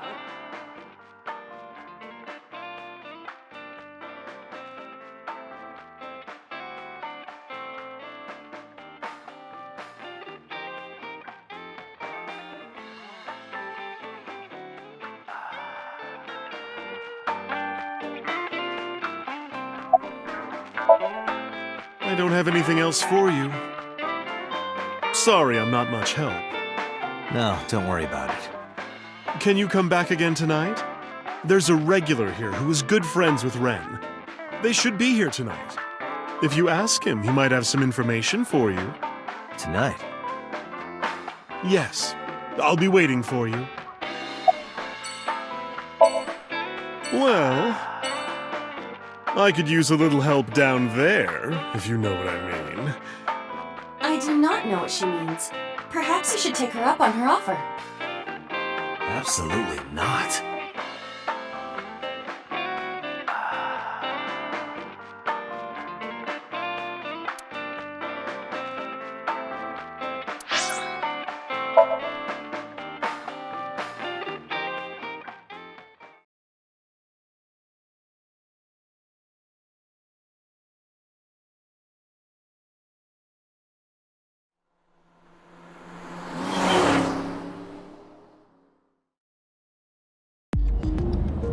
So Sejima is a key person of interest in this case.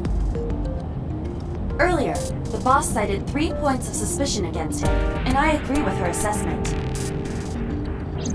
I checked the call logs of So's phones.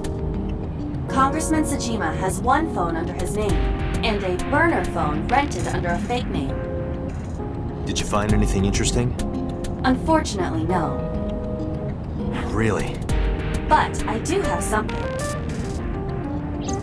I looked into So's secretary's phone. One call in particular stood out to me. Huh? It was 1 week ago. From Fuchu Prison. The caller identified themselves as inmate number 89. Number 89? Yes. This is most likely the same person who called HQ. I know who killed Shogun Adami.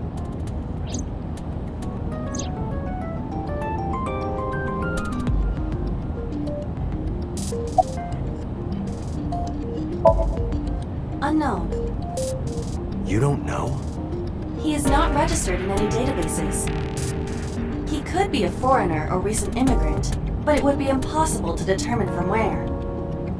However, I did not detect any accent in his speech. I believe we can conclude that he grew up in Japan. Murder. He is serving a life sentence for multiple counts. He was imprisoned 6 years ago. 6 years ago?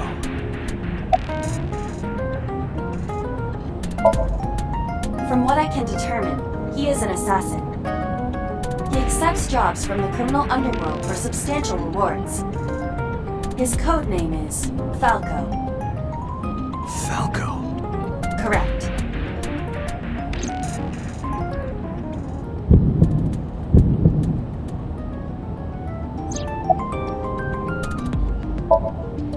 Unknown. You would have to ask Mr. Sejima for that information. Number 89 said he knew who killed Shoko. He did. But that may be a lie. Does he have any connections to the Cyclops serial killings? Unknown. In all honesty, I have no idea.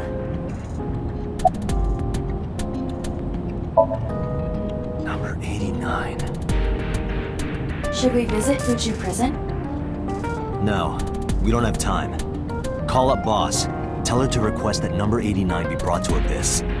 Roger.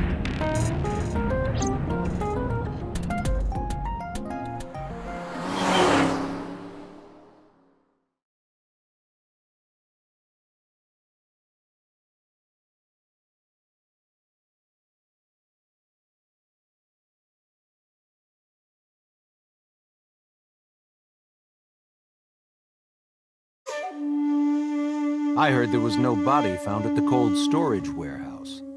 Isn't your investigation over?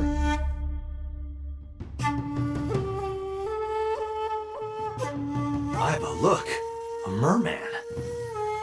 So is a wealthy politician. It is no surprise to me that he has a merman. Wait, a merman?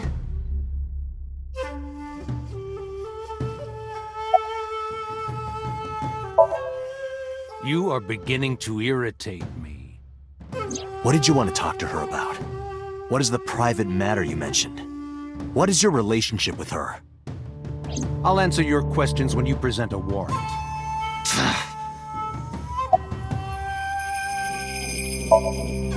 Number 89. Who is that? An inmate at Fuchu prison. He used to go by Falco. He was an assassin. Odd, finding such a person in Japan. What about him? About a week ago, he called your secretary. I don't know anything about that. He was probably calling for a pardon or some such nonsense. My secretary probably decided it wasn't worth my attention.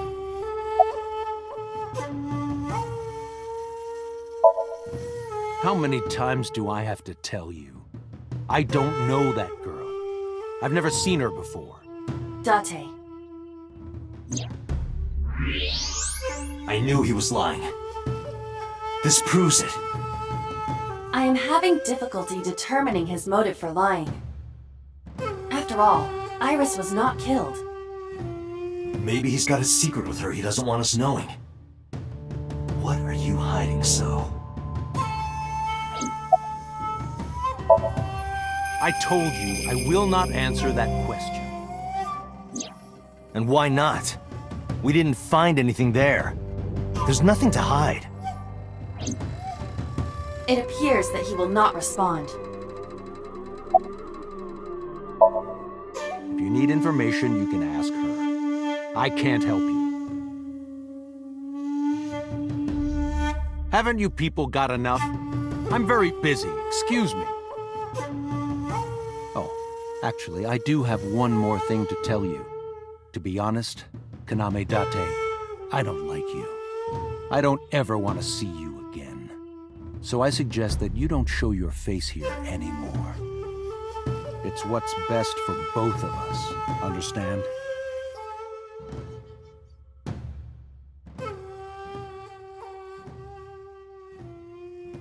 Who does this guy think he is?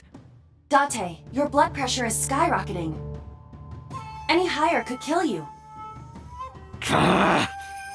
Relax, Date.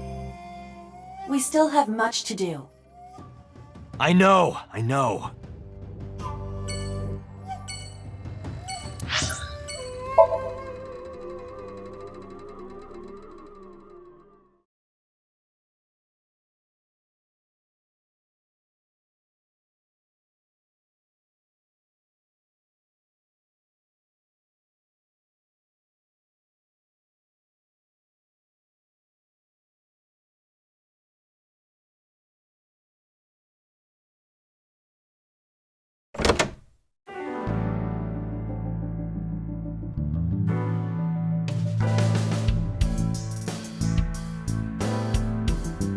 I took care of what you asked for. Number 89? He's here, in the interrogation room. I'm on it. You'll go without me this time. I have some errands to run. One of the higher-ups needs me. I'll have Pewter go to the interrogation with you. Understood.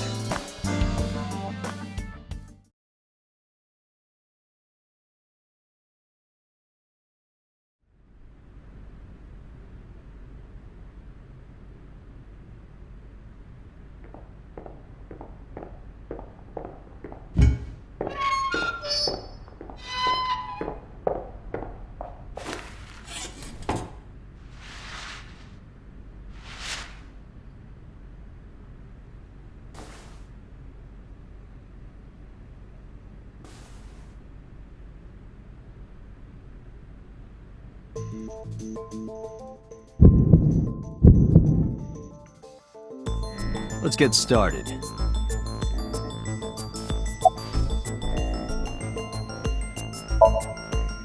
Number 89. Your real name? I don't know, I forgot. Djibouti. Northeast Africa, a small republic of roughly 900,000. I don't take kindly to stupid lies. I don't know. It's not like I'm counting. Oh, you know about that. It's true. I called Sejima's secretary.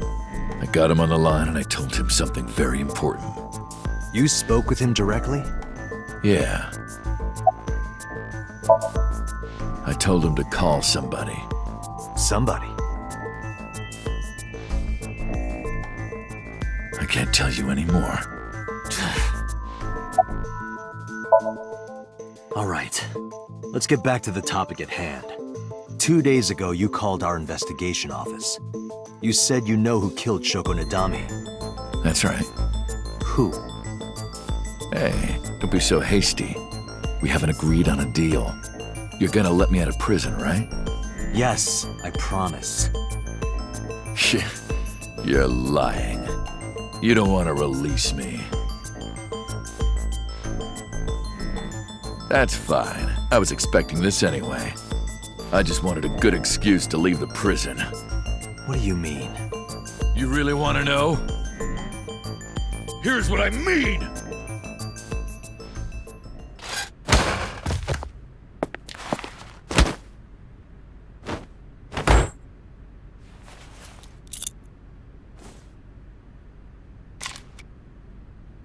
You'll make a good hostage for me. Take me to the exit. Now.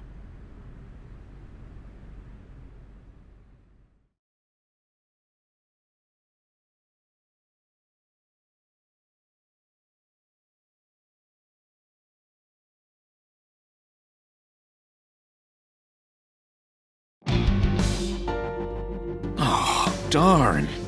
Are you kidding me? A criminal serving a life sentence just escaped from Metro Police. I ordered everyone to keep quiet about this, but it's only a matter of time before the press sniffs this out. We need to get number 89 back before then.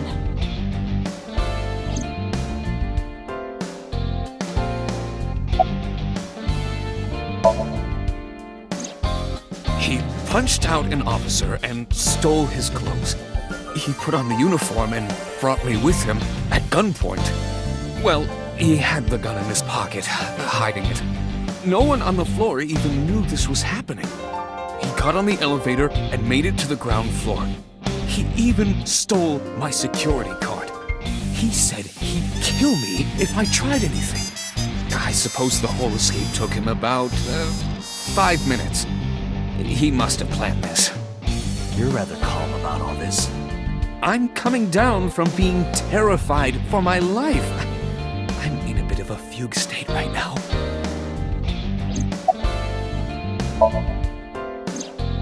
Number 89 still has it. But don't worry. I have a spare. I'll give it to you later. How would I know? After he got to the exit, he let me go.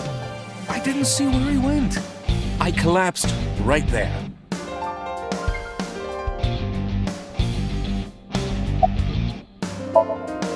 Boss, it's my fault he got away.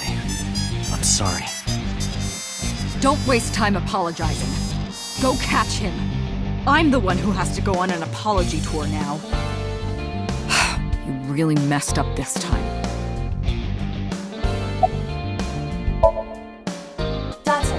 I know you are already aware of this, but there are security cameras all over this compound.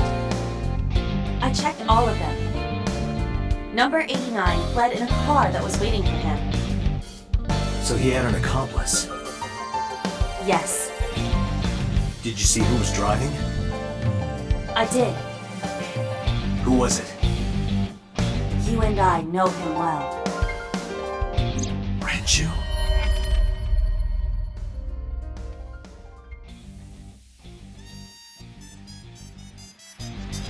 Renju? Why?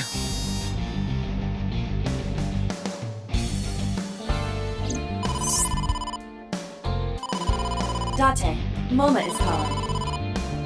Moma? From the Kumakuras? I'll connect him. Hey, Date. I just got the word. Renju's been seen. What?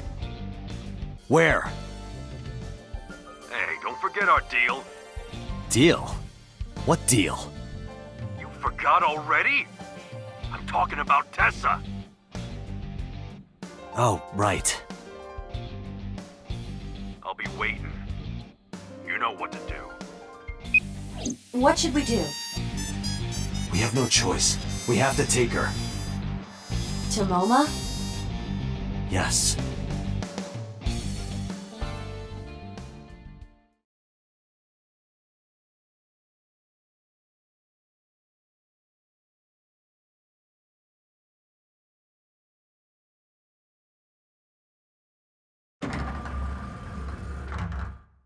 Oh my gosh! Late. You're late. I'm going home. Never! Have you forgotten the vows you exchanged? Are you drunk? No, of course not. You're drunk. I kid. I'm kidding! I can't believe I'm gonna shovel forge with you. I'm getting excited! We are not shovel forging. I was talking about the date, silly. Shovel Forge and a date are synonymous, apparently. So where are we going?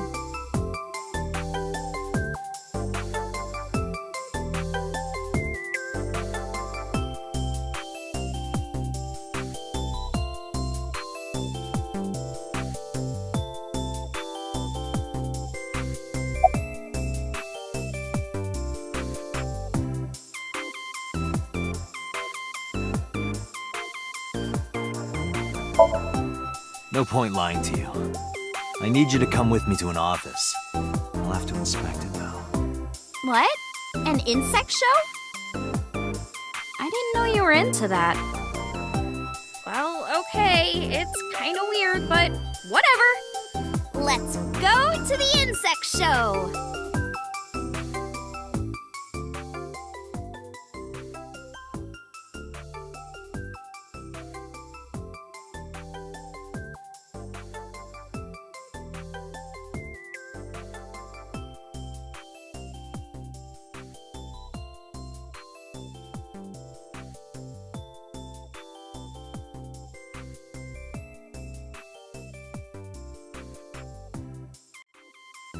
So, where are the Azyptolopraticolas? Tessa! Oh, is this guy the Azyptolopraticola?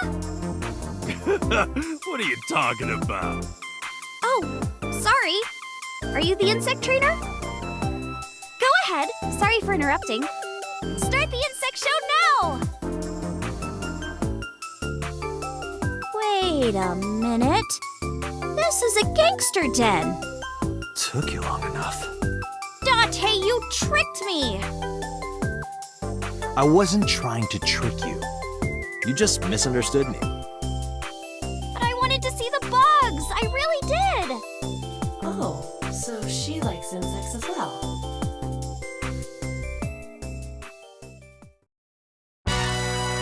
MoMA, I held up my end of the deal. You sure did! You want to hear about Renju? Mr. Okiura?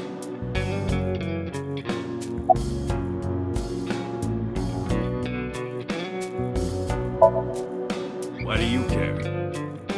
Can I have it? What? Can I have the ring? Why would I give it to you? Hey, can I have the ring?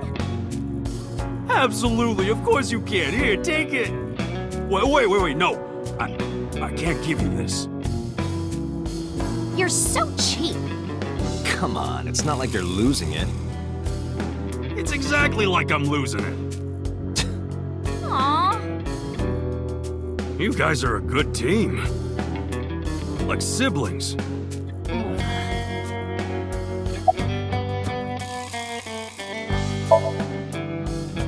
They're out. Looking for Renju. Besides, I can't have them here seeing me like this. Good point.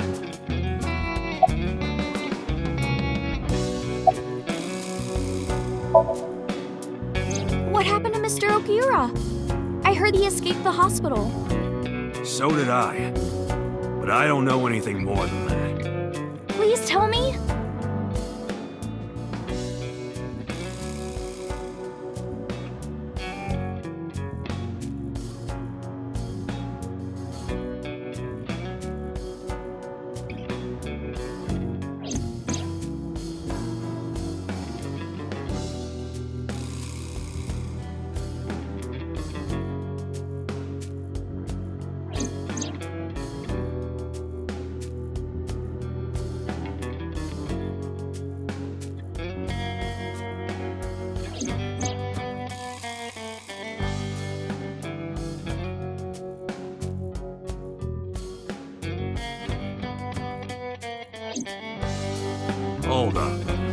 you saying about Tessa's dead body? Oh, well... Date saw a parallel world with my dead body in it. A parallel world? Never heard of it? Oh, yeah, of course I have. Yeah, right. Parallel worlds and all that shit. Yeah. I don't understand it, but I suppose he does. Good, because I don't feel like explaining it. But why would Mr. Okira do that? I don't know. He could be a hostage or an accomplice. Hey, find him.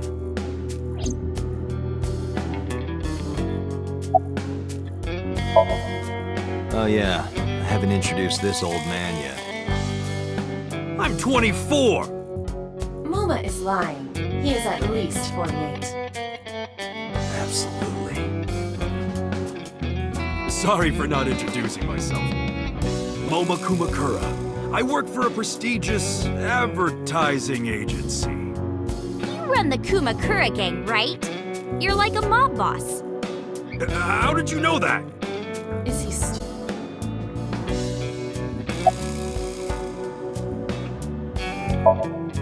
Sorry for bringing you here. It's okay. You don't have to be scared, Tessa. We're not thugs. We're just a gang. about as contradictory as meatless beef? The old boss was really violent. He would take a cheese grater to someone's leg. But after I took over, we went so clean. Crystal. Methamphetamines. No, we don't do drugs. We don't deal with that stuff. We had to restructure the whole operation. Cut a lot of people off.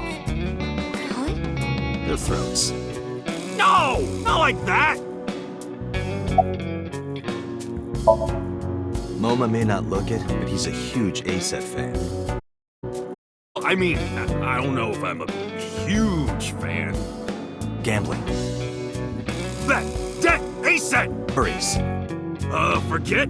Fret ASET! Now what does she say? ASET, you bet! Wow, my catchphrase! Thank you! This is kind of embarrassing. Sorry, Mo. I don't like gangsters.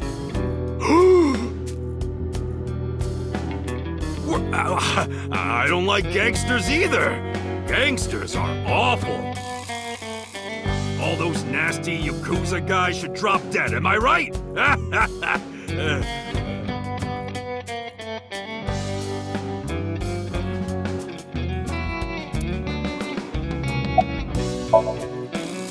You said on the phone that you saw Renju. Yeah, I had all my people looking for him. So, tell me where he is. I could. Hey, I held up my end. I brought Iris like you asked. Date, come here.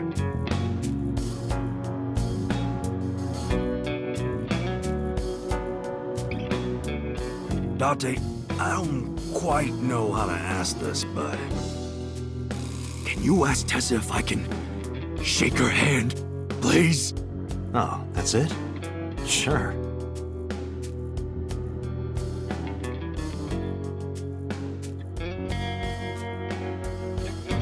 Iris, could you do me a favor? A favor? He wants to see your boobs. What the fuck, dude? I didn't say that!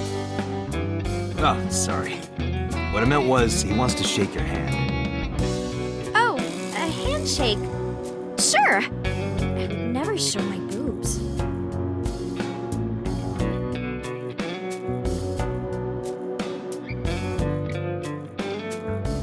Date, this is the happiest day of my life. It feels good to be the boss. So how about it? All right, here it goes. Renju was seen in 2 places. First, Sunfish Pocket, the maid cafe. Second, Ikume Shrine. Sunfish Pocket and Akume Shrine. Got it, thanks. No problem, bro. Really.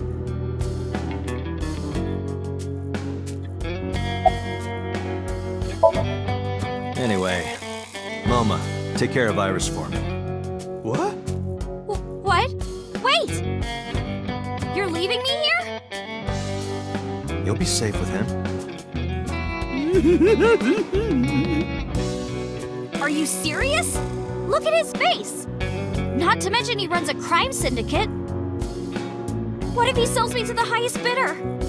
Tessa, I would never do that! I told you, we're clean now. We all go home on time, we follow government regulations. See ya. Wait! What about Shovel Forge? I told you I never promised to play with you. But you promised me a date!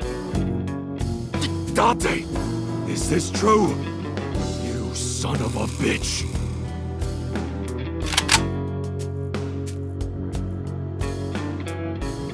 I'm gonna ignore that. Good idea.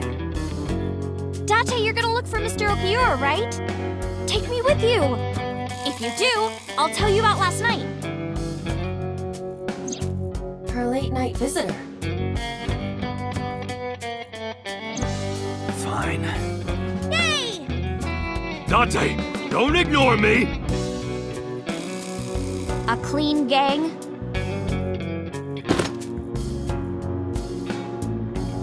Oh, that's just a toy. Oh, just a toy. Let's leave them alone for a while. We have 2 places to check. Sunfish Pocket and Ikume Shrine. I want to go to the warehouse, too. Where you found my dead body. Something bothering you? No, I'm just curious. Oh, and one more thing. Can we eat somewhere? Food sounds good. I haven't eaten in a while. Oh, my chest hurts. Getting hard to breathe.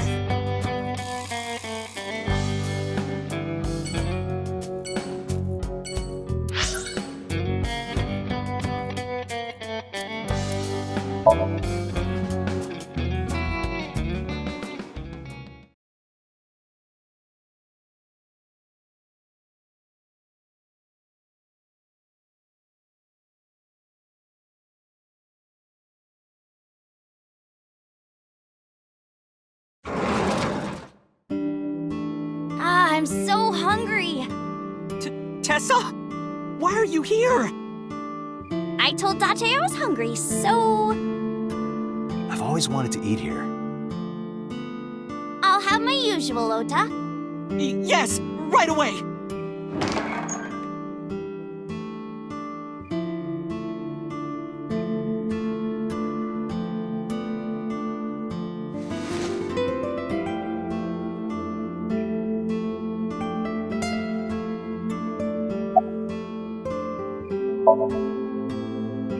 She's in the living room. I think she's watching TV. How about you? What are you doing here? I was just doing some meditation, lying on the ground. He means sleeping. Date, why are you with Tessa? We are Not Shovel Forge. on a date. Oh, a date. Huh. A date? I'm on an investigation, and she wouldn't let me go. Date, I have some delicious fugu eggs. I promise they're not poisoned. Would you like some? No thanks. I'm fine.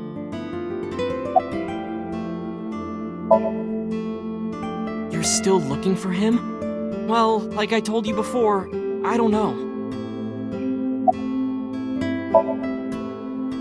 Yeah, my dad taught me when I was little. You're making me something too, right?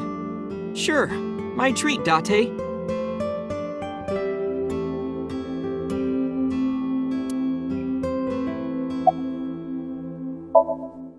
Omelet rice.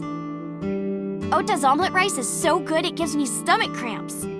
Is that a compliment? You're embarrassing me. Well, Ota appears to have taken it as a compliment. Yeah, I have. Have you met Ota's mother, Mayumi? Yeah, but I don't think she likes me. That's not true! Mom is just jealous of how pretty you are, Tessa! Not very reassuring. Whether out of jealousy or otherwise, she still doesn't like Iris.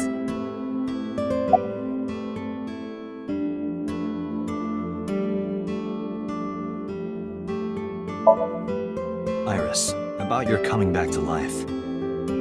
Hold it! What do you mean coming back to life?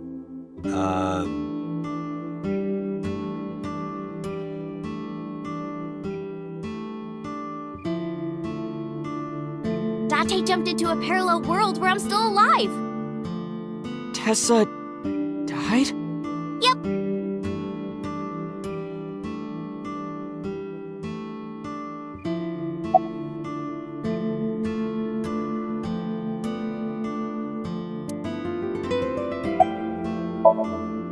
Hey, can you tell me about this parallel world idea in more detail? Oh, sure. How should I explain this? Well, Oh, I know. Let's play rock, paper, scissors. Rock, paper, scissors? Yeah, if we tie, nothing happens. We just shake hands. If I win, you have to give me something. What if I win? I'll do anything. Anything? Mm-hmm. Anything. Date, your heart rate is rapidly increasing. Why exactly is that? All right, let's do this. Okay, let's go! 1, 2, 3, shoot!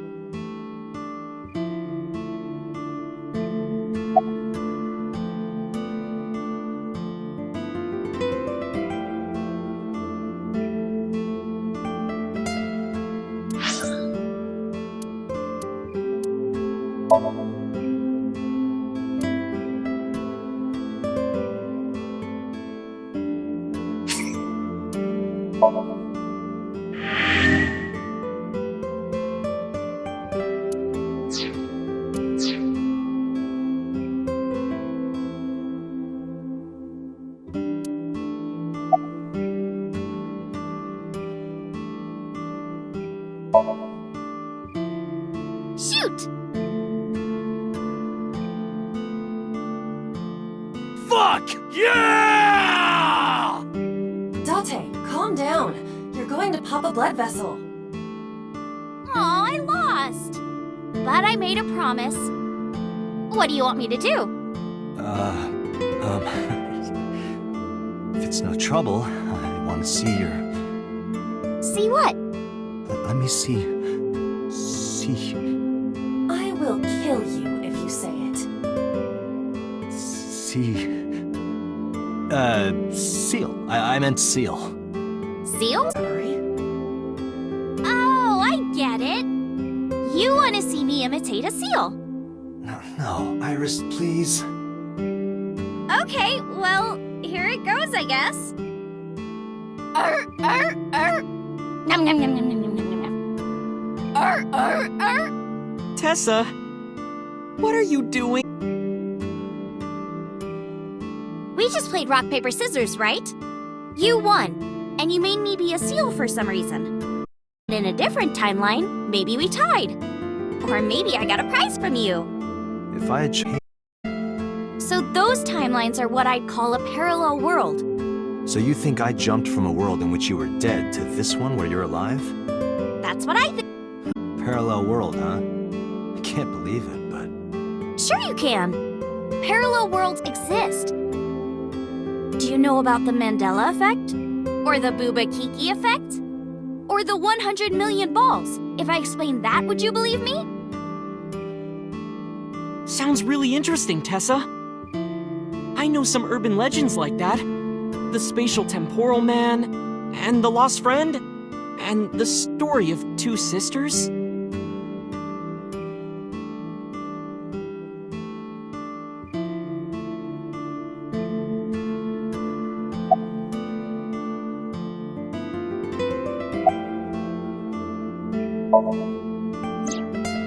So, there's this girl. Let's call her B. She's practicing piano in her room. And her little sister is watching TV in the same room. B asks her to turn the TV volume down so she can hear her piano playing, you know? So B goes back to practicing, playing a little bit. But her sister doesn't turn the volume down. She's not listening at all. So B turns around to scold her. She was really gonna let her sister have it. But she's gone. She's nowhere to be seen. She thinks, I wonder where she went. But then B hears her sister at the door.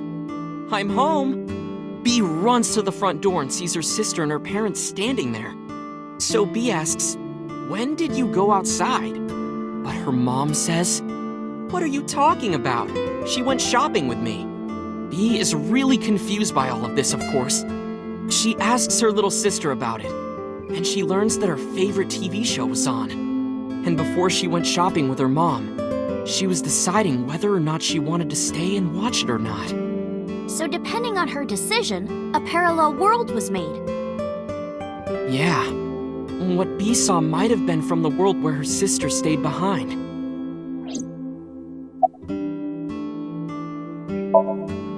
I know a ton of stories like this. Like being suddenly transported 1 year into the future, and there's a missing persons report out for you. You look down at your phone, but you realize that it's not yours. It's not the one you remember having. You look through the contacts, and it's filled with names you don't recognize. Sounds scary. There's more, too. Like this town where everyone is Japanese, but they're speaking a completely different language. And all the signs and magazines and stuff have different letters. And it's not like Korea or China. It's the Japan we know, but the language is different. That's a prime example of a parallel world.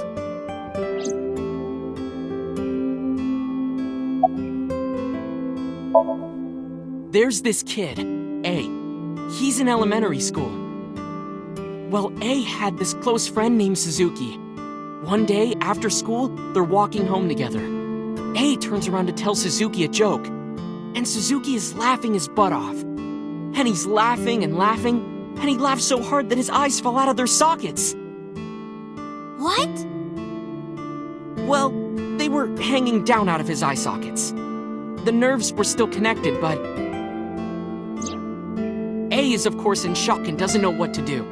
Suzuki just takes his eyeballs and jams them back into his eye sockets and keeps walking like nothing happened. So A asks him about it.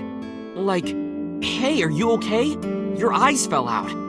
A is really concerned for his friend, you know? But Suzuki just says, yeah, I'm fine. He doesn't say anything about it. And by now, A is really curious. But he's not getting any answers, so they just part ways and go home. The story only gets weirder from here. The next day, A goes to school, and Suzuki's not there. A is confused and asks his teacher about it. Hey, where's Suzuki today? And the teacher says, Suzuki? Who's that? There's no Suzuki in this class. A says, what are you talking about? And he goes and asks all of his classmates about Suzuki. They all say the same thing. I don't know him. There's no Suzuki in this class. So that kid must have jumped into a parallel world without Suzuki. That's what I think.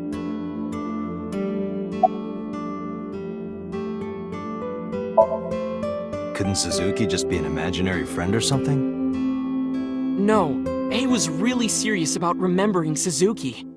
It is weird. And there's no way you can pop your eyeballs back in like that. Well, not necessarily. There's such a thing as a dislocated eye. It actually isn't too hard to put your eye back in if it falls out. Ota is correct.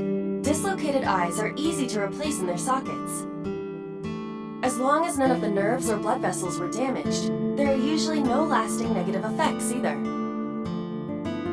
But that doesn't prove this Suzuki exists. Well, I guess not, but...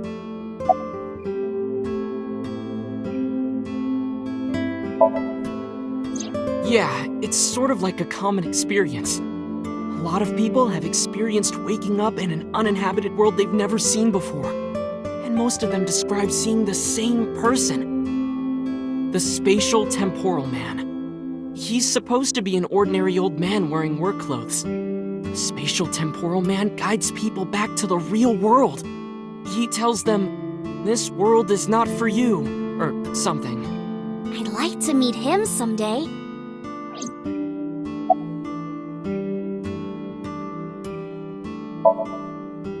So, this elementary school kid, let's call him C. He goes to school and there's a bunch of things on the floor. Postcards, towels, a coffee cup, rice bowls, a sink, lots of stuff. But C realized that those were all things from his own house. How did they get to the classroom? No one knows. It's not like anyone did it on purpose or there was a thief or anything. Maybe something happened that made two parallel worlds fuse. Yeah, maybe.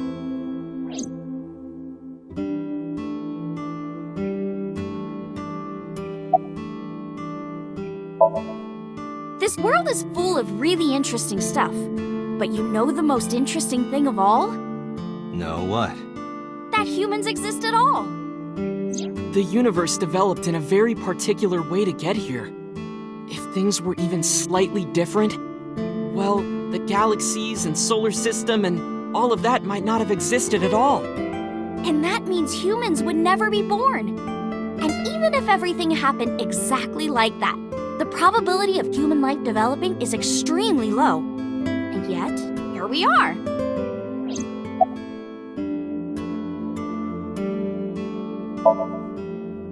Imagine a box full of ping pong balls, labeled 1 to 100 million. Would you be able to pick out the one? Not likely. But what if there were 100 million of you? Well, then one of us would definitely pick up the one. Exactly! The birth of humanity is so improbable that it's basically a miracle. But if there were multiple universes... Then it wouldn't be strange that at least one of them had humans in it. She is describing the anthropic principle. I may have underestimated her intelligence.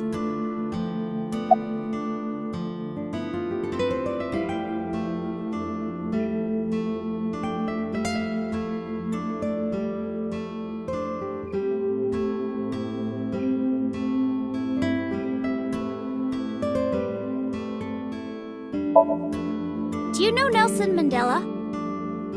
Well, yeah. The former president of South Africa. He helped abolish apartheid. He died in 2013, but a strange thing happened. When the news broke, people all over the world thought, didn't Mandela die in prison in 1980? That's the Mandela effect. It's when your memory and history have discrepancies.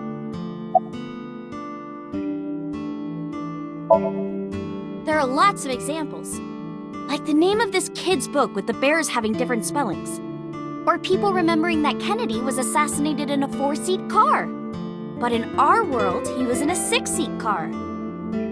Huh. I thought it was a 4-seater too. Or that electric mouse from that video game. You probably remember the tip of its tail being black. It wasn't? Nope, it's all yellow. And the design didn't change. Oh. Lines from movies, company logos, historical events, and little things. The Mandela effect is everywhere. Why do you think that is? Because those memories are from parallel worlds? That would explain it, I guess.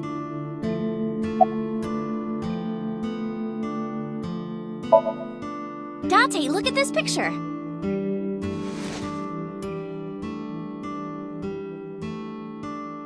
There's a famous experiment regarding this picture.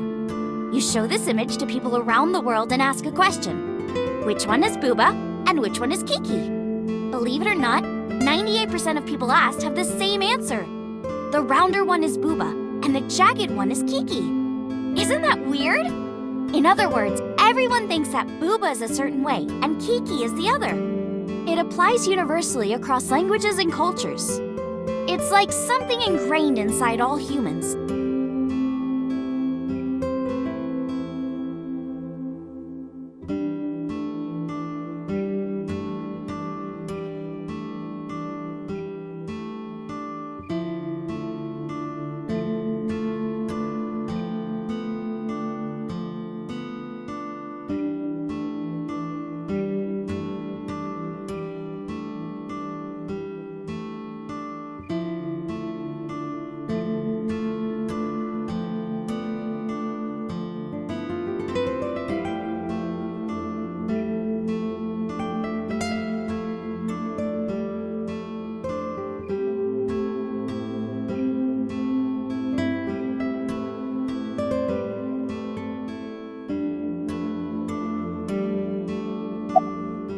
Like worshipping the sun and the sea. Or thinking that the mother is soft and the father is jagged. Regardless of your culture or background, you probably think this way. It's what Jung called the collective unconscious. There exists a second psychic system of a collective universal and impersonal nature, which is identical in all individuals. That's what Jung said about it. Think of it like bamboo. Bamboo stalks look like individual plants since they're separated. But underground, they're all connected. Human psyches might be like that too, connected at a subconscious level. That's... The parallel world? Yeah! You saved me in the dream, right? And dreams are all about our subconscious minds. So if you follow the roots... You get to another bamboo stalk. Yeah, something like that. When did you two get so knowledgeable? Oh, I don't know. Always writing about this stuff on the internet. That's why I decided to research it too. That's how I learned all this stuff. Oh, hey, I know about conspiracies and secret societies too. I find that stuff fascinating. If you want, we could talk about those. Maybe next time. Now where's that omelet rice? Done!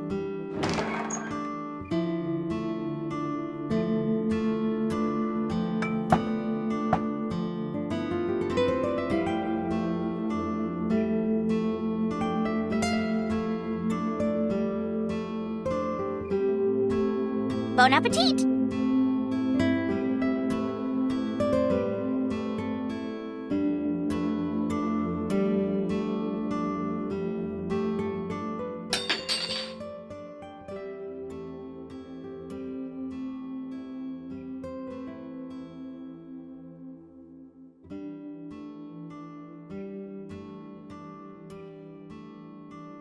Tessa, are you okay?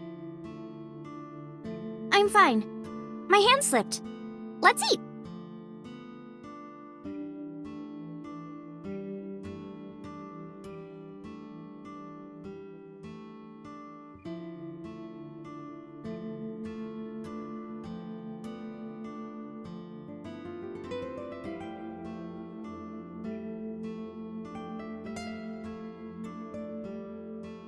Ah, thanks for the food.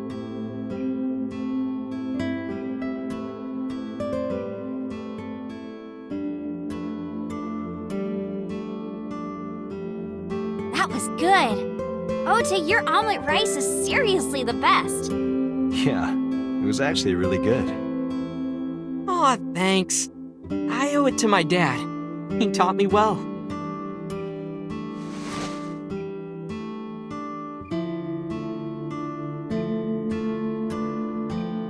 Let's get going, Iris.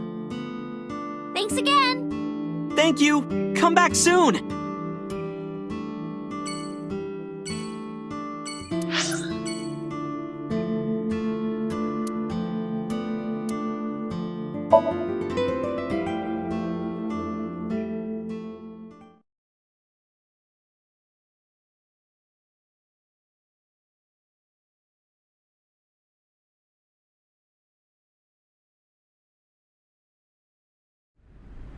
I saw it. I'm sure. Your corpse, Iris. Right here. But I'm here now. Maybe I'm a ghost. You don't look like a floating sheet. You have legs. But maybe they're not legs. Maybe they're my boobs.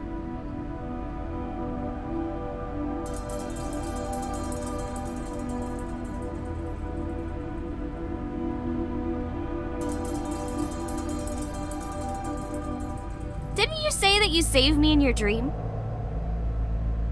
What did you mean by that? I told you that I'm with an organization called Abyss, right? Yeah, you told me 2 days ago. We find clues in the minds of suspects and witnesses. We enter what we call Somnium, a dream world projected by their subconscious. That's what the entire organization is about. How do you even do that? We have a machine that we call the sync machine. What is that? It's a sync machine. That's not an explanation. Tell me how it works. Well, I can explain, but it will require a bit of background to understand. Background?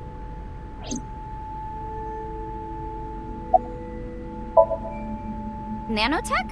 Yeah.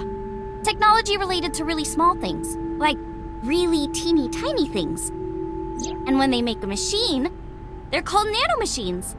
I heard they use them a lot for medical and tech fields. Some of the cutting-edge nanomachines can even go inside your body and cure illnesses. They can even cure cancer. And they go beep, beep, beep. That's what Mom said. Well, I don't know if it was like beep, beep or rrr. But anyway, nanotechnology costs tons of money. Only a few people can even afford it. My college professor said only the richest of the rich have nanotechnology. But he's pretty liberal, so... Largely accurate. Nano is a prefix meaning 10 to the negative 9th power. A nanometer is therefore 0.0000000001 meters. The sync machine uses machines approximately 2.16 nanometers long. Viruses are on average 20 to 970 nanometers, so sync nanomachines are far smaller than that. This allows them to access neural circuitry. During a sync, the nanomachines are used to write in the syncer's data.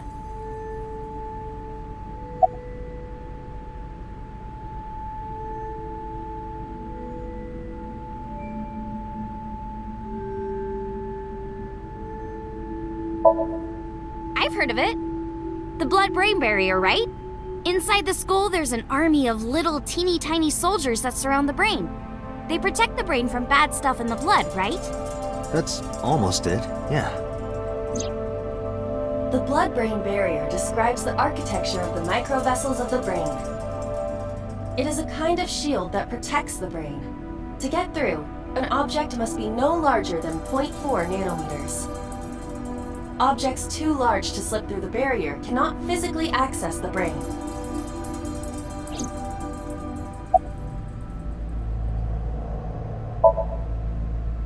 I guess not. No, I know what it is.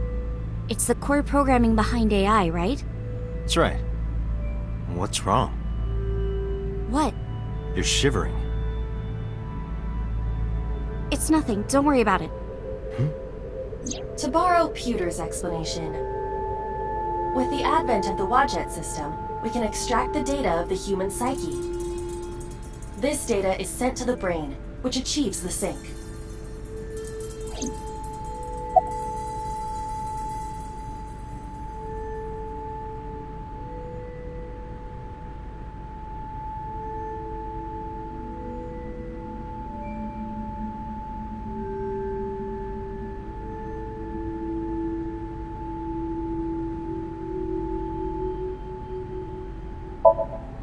Okay, you have the basics down. Let me explain how syncing works. Syncers like me equip the sync gear and use it to access the subject's brain. Inside the helmet are nanocables, and on the tip of each of these cables is a special nanomachine. But the machine can't reach the brain through blood alone. Do you know why? The BBB soldiers say, "Go away!" and push them back? Well, yeah, kind of. But for the sync to work, we have to get the nanomachines into the brain itself. How do we do that? Drill a hole in the skull? No. In Shovel Forge, you can use a pickaxe and... No, it has nothing to do with tools. We don't have to open a hole. Skulls already have holes in them. One of those holes is the optic canal, which is a nerve canal located behind the eyes. The nanocables of the sync gear go through your eyes, then go to the back of your eye socket, then through the optic canal to the sea. The sea? The sea of brain cells, anyway. That sounds kind of romantic. It's only a chunk of protein.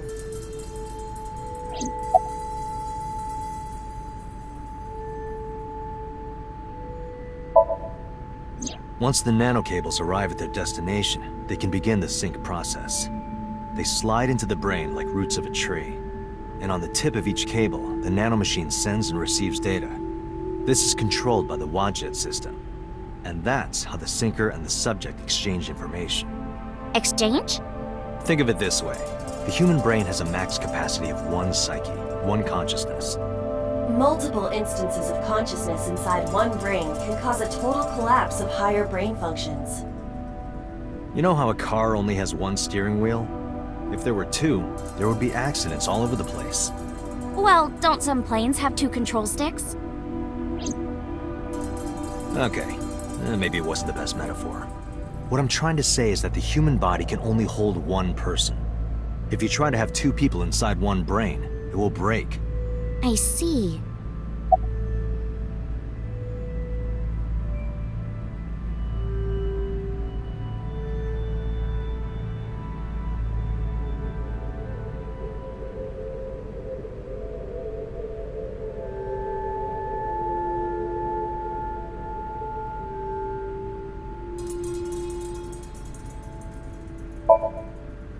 Because of this, the sinker's data goes inside the subject's brain. And the only thing inside the subject's mind at the time of the sync are their memories. Like a house with no one inside. We sinkers break into the house, look for clues, and leave. All within 6 minutes.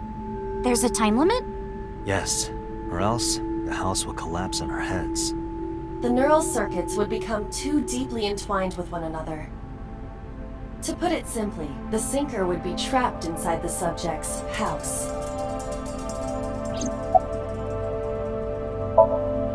Thank you for explaining it. I don't completely understand how sync works, but still. Just don't tell anyone. This is extremely confidential. It's okay, I won't. Date, tell me this. Who did you sync with yesterday? Didn't I show you his picture? Congressman So Sejima. So that's why you know so much about him. But you've never met him, right? I haven't, I swear. Hey, Date, you saw my corpse here, right? I did. I'm sure of it. And in SoStream, you saved me from getting killed. Yeah. And then somehow, I resurrected. Yeah. Date, that means you're... Achoo! Date, is the cold too much for Iris? Yeah, I'm freezing too. Iris, let's get out of here for now. Roger that!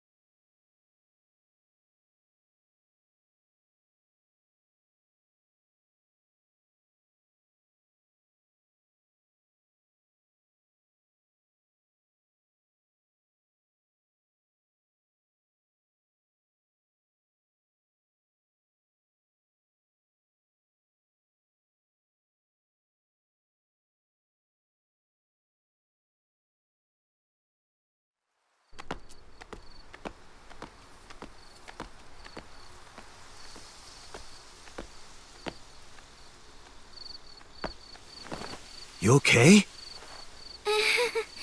It's okay. I just, missed a step there.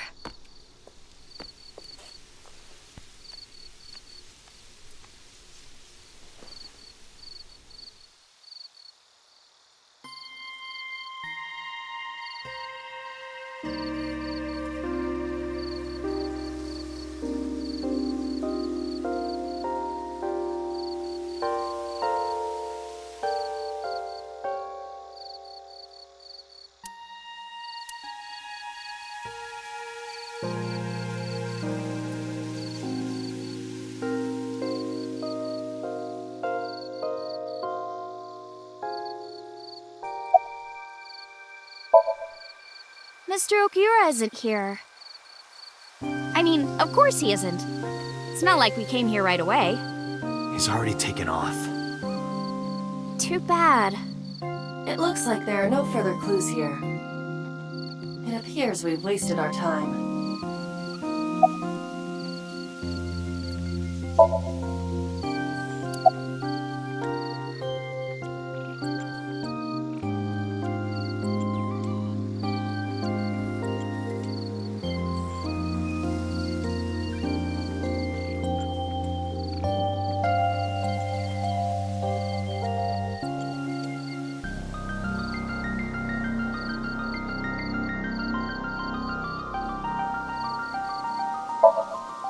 It's nostalgic. This place is a memorable one for me. 6 years ago, I used to come here with someone. Someone? I used to call him Uncle. He was a thoughtful, reliable man. I thought of him as a father. But one day, he just disappeared. She's talking about... Hitomi's lover.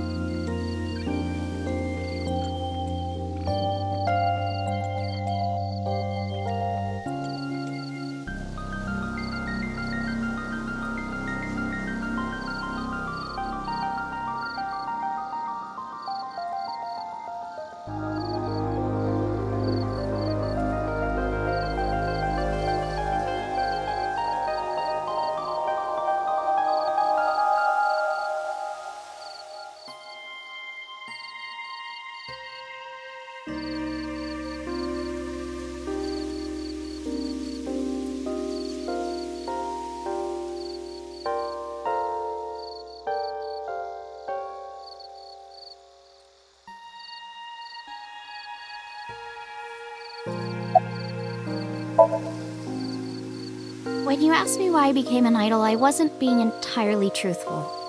I told you that it was because I wanted to become famous. But more specifically, it was for Uncle.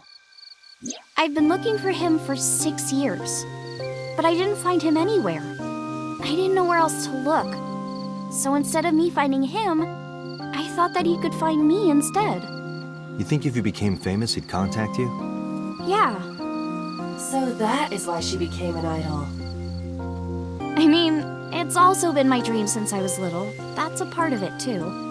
So why do you use the name Aset? Shouldn't you use your real name? Oh no, I don't have to. He was the one who came up with the name Aset. He told me that if I ever became an idol, I should use that name. It's called Ikume Iribiko Isachi no Mikoto, or sometimes Ikume Tenno, or Ikume no Mikoto.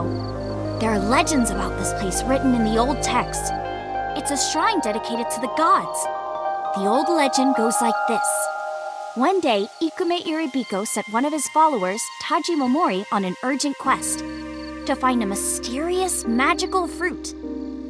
A fruit called Tokijiku no Kaku. It's said that eating it will grant you immortality. After many hardships, Taji Momori was able to find the fruit. But by the time he got back, Ikume Iribiko had died. Taji Momori mourned. He handed half of the fruit to the man's wife, and he left the other half on Ikume Iribiko's grave, then died on the spot. It is said that that fruit is still inside the shrine behind us. Really? The fruit of immortality. Yes.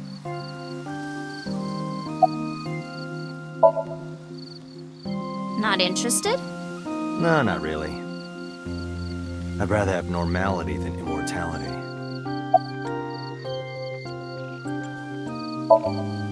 A flower over there.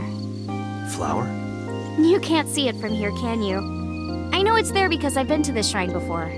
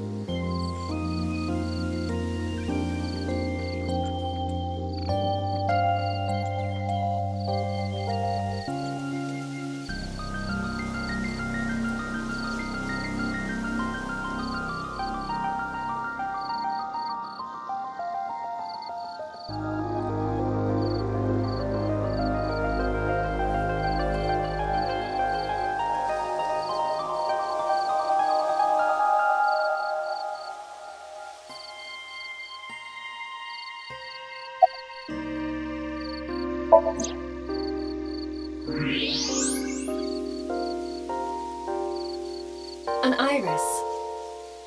More specifically, a winter iris. This is the same flower that was on display at Iris's house.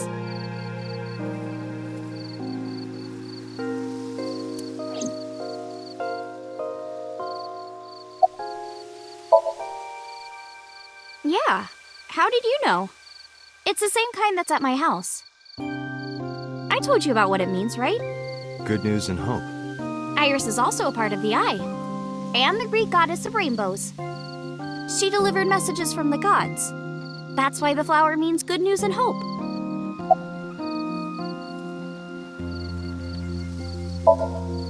Date, we have no time to waste. We should get moving. Got it.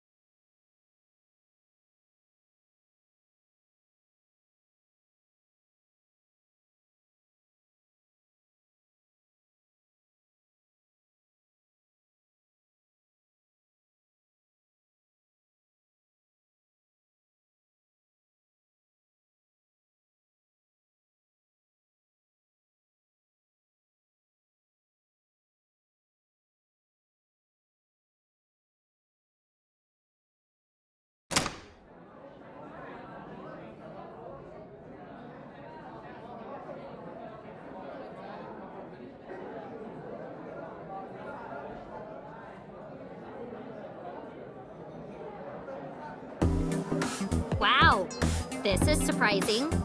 What's going on here? Why are you two together?